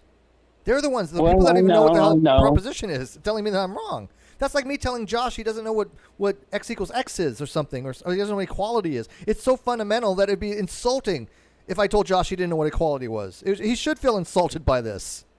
He would. He should and would. I love the equation x does not equal x. Which would be a contradiction, clearly. Well, ask Josh what he thinks about that. What, x equals x? No, x does not equal x. X does not equal x. Which means you can prove anything. That's a contradiction. You can prove anything with that. If you start with the foundation of x does not equal x, it's called the principle of explosion. You can literally come to any conclusion you can prove. Yeah, well, I think it's absurd is what it is. There's certain spaces where you have to describe it, but I don't see a space that you could define that would ever grant that. I think it's possible that you can develop. You're right, Josh. I think you can develop a logic where you start that the law of identity is wrong. I think you could do that, but the problem with that is it would be absolutely useless, and you could prove anything. But you could do it. That's what I'm saying. You could do it. There's no reason to. If you defined a space that way, then it wouldn't matter what else was ever defined in the space. Yeah, I don't know any logic that does that. I know there are some logic that don't have logical in the middle. They're called truth gaps, and that don't use law of non-contradiction, which is true gluts, and consistent logics that allow for true contradictions without principle of explosion. But if you have x is not equal x as the dismissal of the law of identity, then you're there's no logic that can come from that. There's nothing of any consequence. But you can have other logics that don't use classical logic principles, which again I've actually just tried to explain to people on Twitter, and they go, "Oh, you're just an idiot." Okay. Whatever. I do want to say the only reason I pause on it is there might be an interesting space where that's the first law you have is that x does not equal x, and then follow that up. I've done that with other axioms. AI. I've said let's follow through with this and see where it goes. It's kind of fun. So because I've not thought about it, because why would I? But, have you used AI? Have you used AI? It's fucking amazing. No, Not really. No. I love it. I use it to test out my arguments sometimes. But I see. Here's the thing. I wrote my paper in 2018 before ChatGPT was a thing. But no, now you give me something to think about. Like I have to think about a space. Dude. If I could create a space where the law of identity doesn't hold, but like other laws do. Go to Pi AI. And Pi AI is great because it familiarizes with your patterns and it kind of familiarizes yourself. So it actually does seem like you're talking to a person. And so I will argue with Pi AI some argument and get good real-time feedback, right? I mean, sure, it's AI, but I have actually go, fuck, I didn't think about that. That's a good point. And then I incorporate that in my arguments. There's nothing wrong with that. Oh, I have a whole philosophical problem with it being called artificial intelligence because it is an algorithm and it is completely not intelligent. No, I agree. There's no actual intelligence there. Until I see an intelligence demonstrate an ability to pass the Turing test at the very minimum, and I don't think that that's the end all and be all. I agree. I'm not going to call it AI. That's just not. But here's the thing: it's still AI. It still has access to information that I may have not been aware of before. So when I'm doing these arguments, it's absolutely a tool to say, "Oh yeah, I didn't think about that." Right? Oh yeah, it definitely has scraped data from everywhere, and that is cool. In that you can access information very quickly. Which one do you prefer? Do you prefer Pi? Because I've used Pi, Bing, and Chat 3.5, and I think Pi is my favorite by far. I haven't used Pi, so I can only go by Chat GPT. And I do. I occasionally I take a side gig testing responsive verbal responsive AIs and using various techniques to improve their reliability and coming up with better vocal human responses. Yeah, PI talks to you. PI has a voice, very sweet voice, and you can customize her voice a little bit too, which is very nice. Yeah, so it sounds like you're actually having a conversation with somebody. Did you know that before we wrap it up? Do you know that ChatGPT actually knows my argument? If you go to ChatGPT and say, "What is Stephen McRae's arguments on philosophy?" It knows. It gets it incorrect. There's minor issues that I've noticed, but for the most part, it gets it decent. But yeah, it knows my arguments. That means that my arguments are out there, that they are legitimate in the philosophical realm. They're not made up bullshit word salad that people on Reddit tell me, you know? Yep. Oh, Reddit. I find that whole, I can never navigate that. It's hard. Place.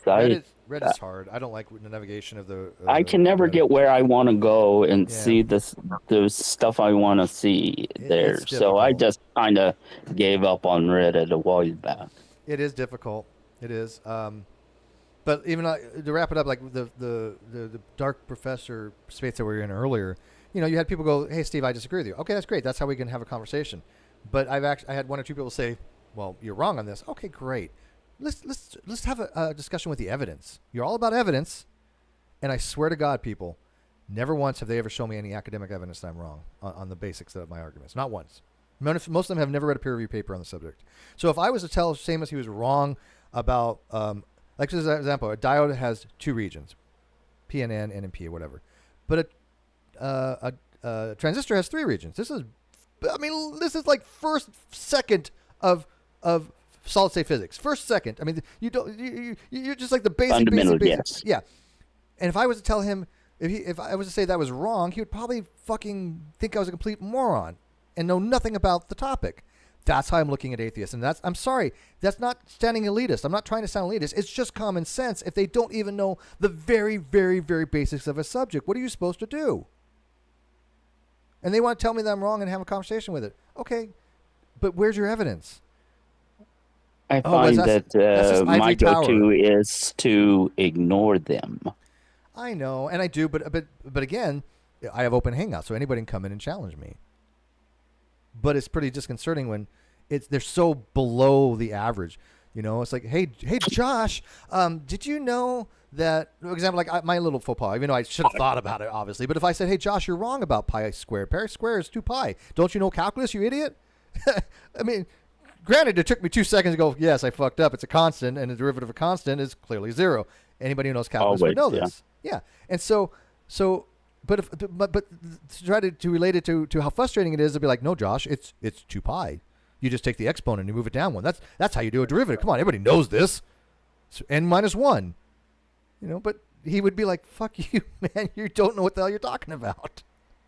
Mistakes are valuable. I learned early on that being wrong about something allows you to get to a point where you learn to be right about something. And my mistake, I just didn't think about it. We're talking, and it just, you know, I made a stupid freaking mistake. I understand the material, but Josh, can you imagine if I argued with that and I was like, "Oh, Josh, you said I was wrong. You must be fucking stupid."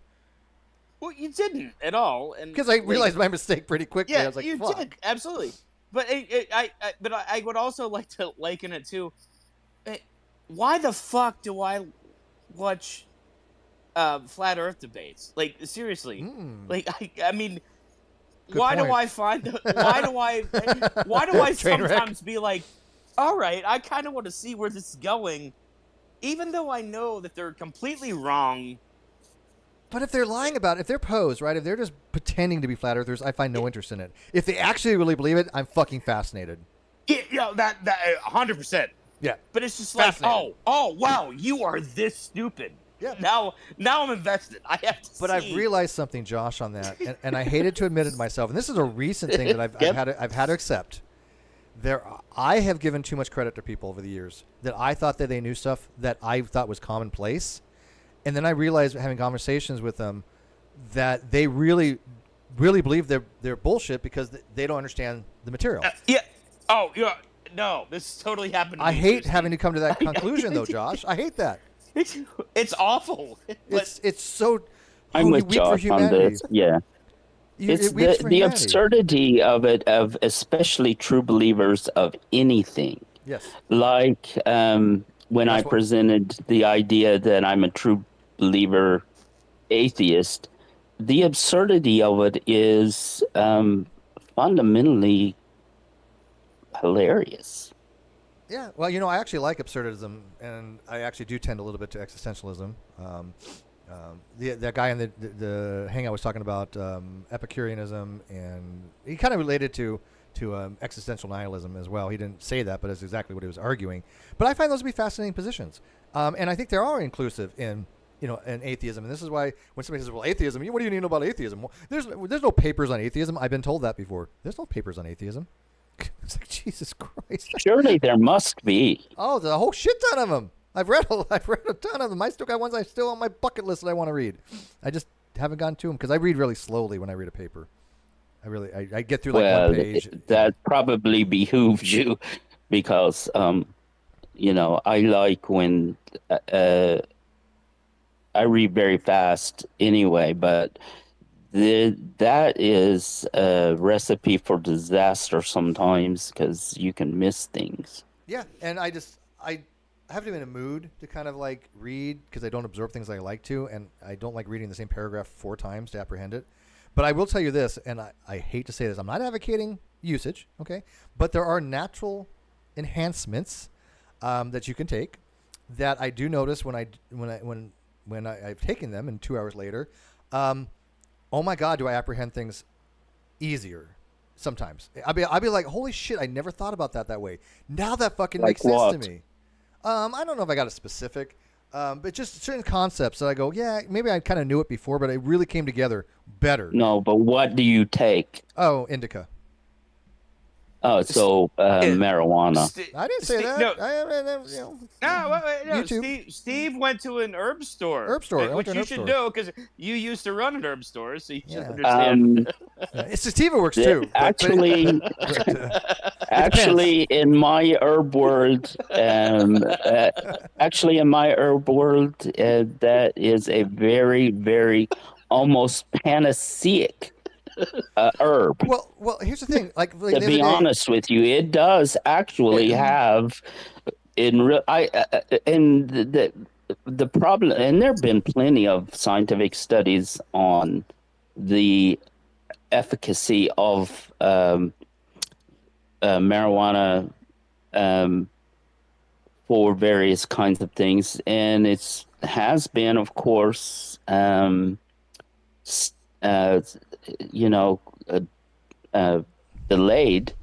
by the law prohibiting it. Yeah, it's legal in And most states. so that's, now that things are starting to open up, I think we'll see a lot more studies about the efficacy of the herb. I'll give you an example. So I've always known what de re and de dicto meant in linguistics. At least I had a general understanding of it. But there was a de re modality and a de dicto modalities dealing with alaic modalities for modal logic. And I really didn't grasp at the time when I first looked at them what they meant by that. But I was let's say, indulging the other night, because again, it helps me sleep, but I took too much. I really did. But I was like, holy shit, I get this now, because I did a not an essay, but I did a blog entry on modal scope fallacy, and that you have local necessity as far as with respect to the conclusions of the propositions with the argument, and then you have necessity as in applies universally, right, in the broadest sense. And so the de dicto necessity that theists posit God would be that God is necessary by this argumentation. It concludes that God is necessary, which is not the same thing that God is necessary de re, which means that God has to be necessary, because that's a different argument. To argue that God is a necessary being, and it has to be a necessary being, is a different argument altogether. And even Swinburne argues that God is not a necessary being. He calls him a narrowly local contingent God, right? And so he argues that no, God's not metaphysically necessary. But I see a lot of theists smuggling in de re modalities with de dicto modalities. And all that really means is the modal operator is actually either before the existential quantifier or after it. And it does make a difference about the scope of the modal operation, of the necessary modal operation. And I was like, holy shit, I get this now. And so I wrote something on Reddit about it, and I put it in a more high-end group, and they were like, maybe the expository is a little off, but I was like, yeah, I think you're right on it. And then in the atheist group is like, what is this? De re and de dicto have nothing to do with modal operations. You're an idiot. Really? No, they really do. They're called de dicto modalities. I didn't make that shit up. I just understood it at one point, because I was high, and I was like, oh shit, this makes sense. But Josh, does that make sense? Am I blabber? I'm sorry. I'm just on coffee right now, but does that make sense, Josh? Dynamic modalities, deontic modalities, yeah, of course, etc. Blah blah blah blah. Yeah, but if I start talking about deontics and ariatic theories, and I happen to like virtue epistemology, which is non-deontic, people are just like, well, epistemological is also a modality. I agree, I do, but here's the thing. I happen to have a fascination for epistemology. I don't know why, but a friend of mine, very long time ago, he had a very, very long time. He had a PhD at age 26 in philosophy, and he would run circles around me, and I got to admit, I didn't like it. And I started getting interested in philosophy, and then I had a really good friend, Ozymandias II, who was very much into philosophy, an ABT, Alpha Thesis philosopher, who concentration was epistemology. And I just really got into it hard. I just found it an absolutely fascinating subject. And I think that when atheists start talking about atheism, and they're talking about words like belief and knowledge, and they say, well, that has nothing to do with epistemology. I'm like, you just said something along the lines of, oh, well, we're talking about evolutionary biology. It absolutely is completely involved in ontology and epistemology. 100%. There's no getting away from it. No, but so is atheism. Atheism is philosophy.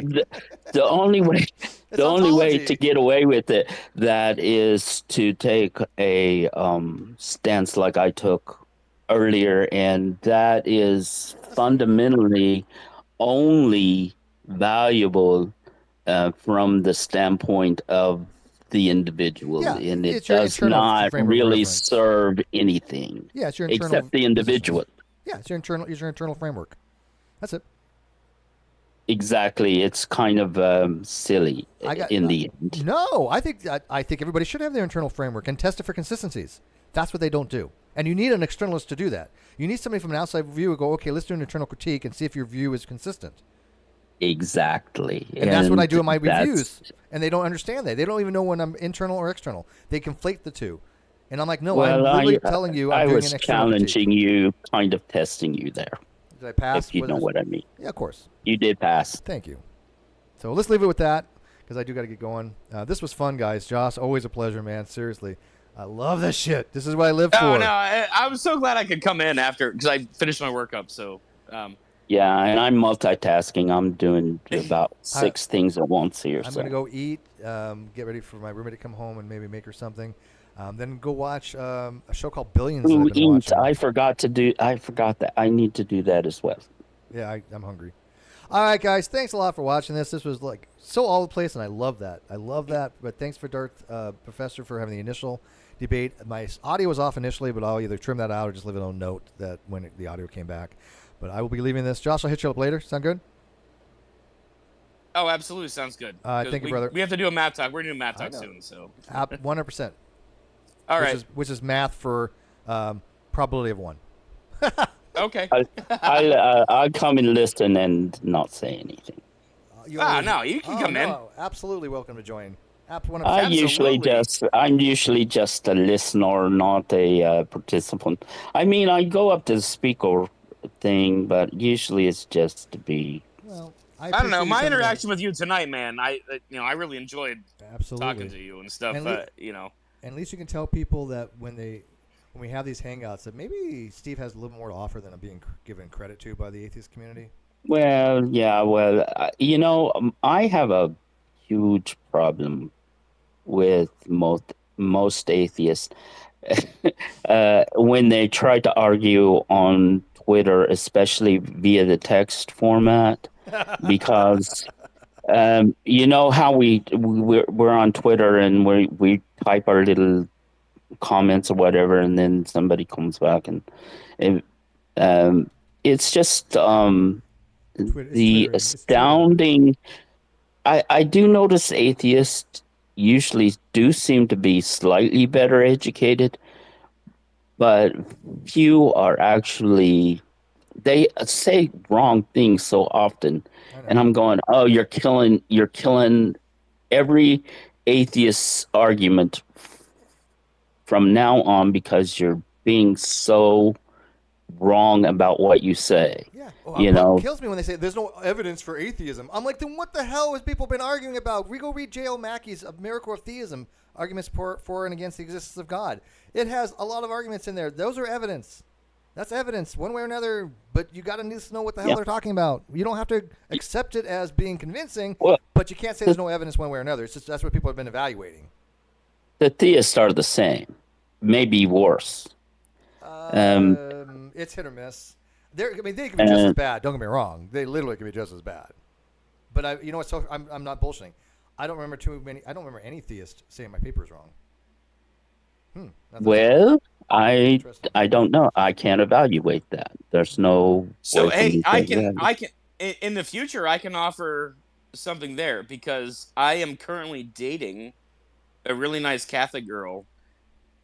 And I offered to go through your paper, Steve, with her because she doesn't understand the argument at all.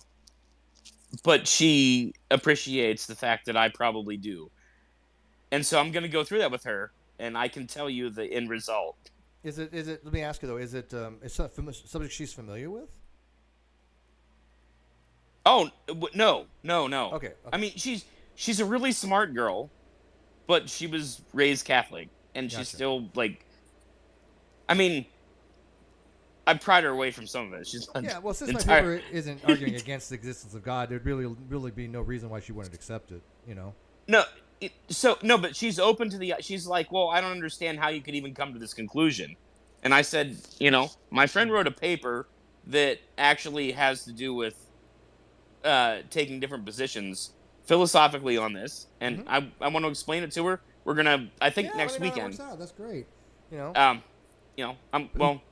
The biggest objection I've ever heard is basically, oh, you use the wrong definition of atheism. When I'm like, if you actually understood my paper, which you do, I literally use the definition given by Google. I just do it a little bit differently. But if you look at the negative distix on the square of opposition on the right-hand side, that entire S2 and negative, not S1 position, that whole subalternation, is atheism according to that definition, which I can explain my paper exceptionally well.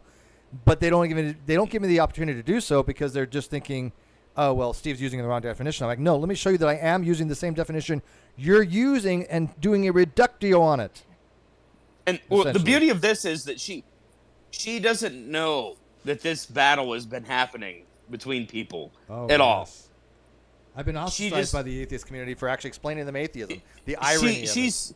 She seriously asked me, you know, do you believe in a God or whatever? And I told her my position, and she's like, well, why? I gave her a bunch of my reasons, and she said, well, I kind of get it, but do you have anything that's like concretely like laid out? And the first thing I thought of was, hey, Steve has this really good way to put this. But that doesn't argue there's no God, though. No. But what I want to do is I want to use your paper so that she has a framework to understand the different positions. Ah, okay. Perfect. And then I think from that, I can explain to her why I've taken one of these positions. That makes a hell of a lot of sense. I think that's brilliant, and let me know how that works out. How long is your paper, Stephen? Where can I find it? 10 pages. I haven't read it. It's 10 pages. Oh, that's short. Yeah, well, yeah, it's not. My expository is very rough because it's the first time I attempted it, but I wanted to make sure the logic was sound, so I had multiple people check the logic, including Dr. Demi, who I derived a lot of it work from, and he found no substantive issues with it. But it's called. Do you have your doctorate in philosophy yet? No, I don't even have a degree, dude. Oh my! I dropped out, but that's what I'm saying. I did go to 4 years of college. Philosophy I mostly learned on my own, although I took informal philosophy in college, contemporary rhetoric. But as far as everything I learned about epistemology, I've learned on my own. I've never taken a class in epistemology. Interesting. Which is neither have I. I never got that interested in philosophy to beyond a rudimentary interest from the ancient philosophers, Socrates. I love that stuff too, but not as good at it. Socrates, I almost called him because I almost had a Ted and Bill and Ted moment there. So I liked when I was a lot younger, when I was doing the whole study of religion, the philosophers obviously came into play. The ancient philosophers particularly came into play, and then in going to a Christian Brothers Catholic school, you inevitably encounter Aquinas, etc., etc.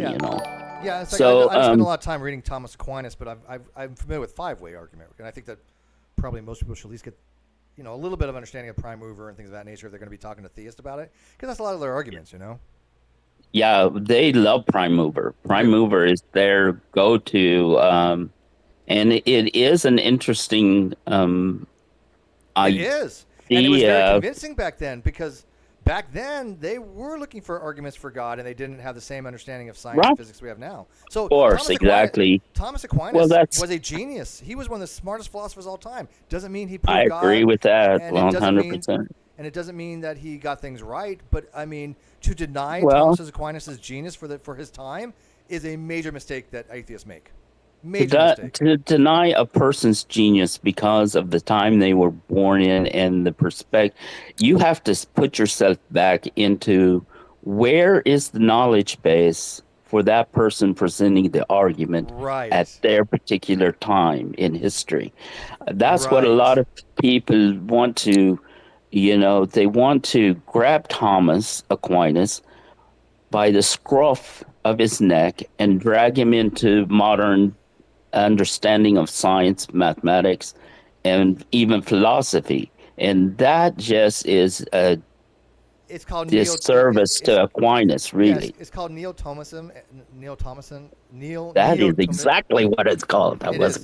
Yeah, Neo-Thomism, and I'm very much against Neo-Thomism because I think that's very disrespectful to to Aquinas, Aquinas, that's not what it was about. Not just him. I mean, philosophers in general, probably. But real quick, yeah. I got a super chat, 10,000 won from Kawasa. He says, "Hey, ostracized is our middle name. It really is, dude."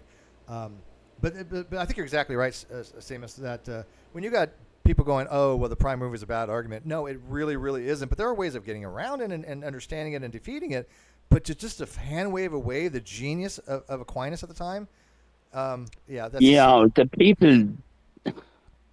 This is one of the reasons I have problems with the whole dialectic of atheism versus theism most of the time. First of all, they don't stick with the subject, usually. It usually wanders off into evolution or some other thing. Big Bang. Yeah, cosmology, whatever. They always want to shift the dialectic from the subject of just talking about atheism and theism, or even more simplistically than that, the existence of gods or the non-existence of gods. I think you're exactly right, and that's what I want to bring the arguments and discussions back to when they do those discussions. But again, I'm trying to get people out to understand the fundamentals. I'm not even finding people at the level to have those discussions yet, except for the people like us who can. But I'm trying to reach out to the lay atheist who doesn't have the basics down, and that's my. But you see what happens with them when you do that. They're like they're almost as fundamentalist in their viewpoints, and they get really, really, really upset. 100%. Yeah, they make it personal, and they're just as religious. That's what I'm saying. Atheism is not a religion, but some atheists treat it as such. They treat their own atheism as if that's their identity, and they get it wrong. Right. It's a thing. It's one thing. Yep. It's like I don't believe in gods, but guess what? I don't think about that much. To be honest with you, I mean, I have other things that I think about. I don't sit around and think about my atheism very much. Right. It's just something. Okay, well, but I've already come. I think about Oh, well, of course you do. It's your thing. Yeah, but for me, it's like. I'm saying it's like questions, right? not my thing. I think about the profound questions of implications of causality and first cause. I do think about those things. I don't subscribe to the strong principle of reason or principle of sufficient reason. I don't even really subscribe to the weak anymore because I think Oppie is right. The weak does collapse into the strong. But the fact that we don't understand the universe. The universe is a very, very, very, very, very mysterious place, and I love that about it. But the same token, it sucks because we're agents of intellectual consideration where we want to understand the universe. We are all like that. As someone that studied a lot of things, I can say that I'm perfectly comfortable with the concept of things I don't know. We have to accept it. We have to come to the conclusion there are things that we'll never know. Right. Yeah. Believe me, when I was 5 years old and my father took me to Trinity College, or Trinity, well, they still call it Trinity College. It's really a university. But in Dublin, and to see the Book of Kells, I despaired for the first time in my life because I saw those hundreds of thousands of volumes of books. And I realized that I was never, ever going to be able to read every one of them unless I became immortal. Yep. And there was no possibility of me becoming immortal as far as I knew. Yeah. And so I was never going to get to read all those books. And therefore, now I have to start choosing stuff. And even if you did know everything, maybe life would be a little boring. There'd be nothing to strive for, nothing new to learn. Kawasa says Lilith and Sean, recognize those names? LOL. Oh my God, those crazy mofos. Teaching is the great joy of knowing everything. Teaching it. By the way, but I love what I do. When people ask me sincere questions and I'm able to explain something to them, I love that. But yes, Kawasa, Lilith and Sean on Twitter are absolutely more. Lilith, I think, is a Poe account. But Sean really does believe that he knows about atheism when he really, really does not. Kawasa says that they give him a headache. They basically, Kawasa says, well, he says, I can't stand the moment I see their tweets, I get diarrhea. Sorry. Kawasa's funding Steve's all night coffee. I can't. I gotta go, guys. I gotta go. This has been long. So I real wrap this up. People are like, oh, you've been saying that, but I do gotta go. Josh, Seamus, thank you guys. Okay, and I will reach out to you guys later. Sound good? And Seamus, I sent you my paper. Sounds great. So give me your feedback on my paper, Seamus. I did DM it to you. Okay. Oh shit, I didn't mean to exit that so quickly. My bad. I had my finger on it because I do gotta go. So anyways, guys, thanks a lot, and we'll see you later. Peace.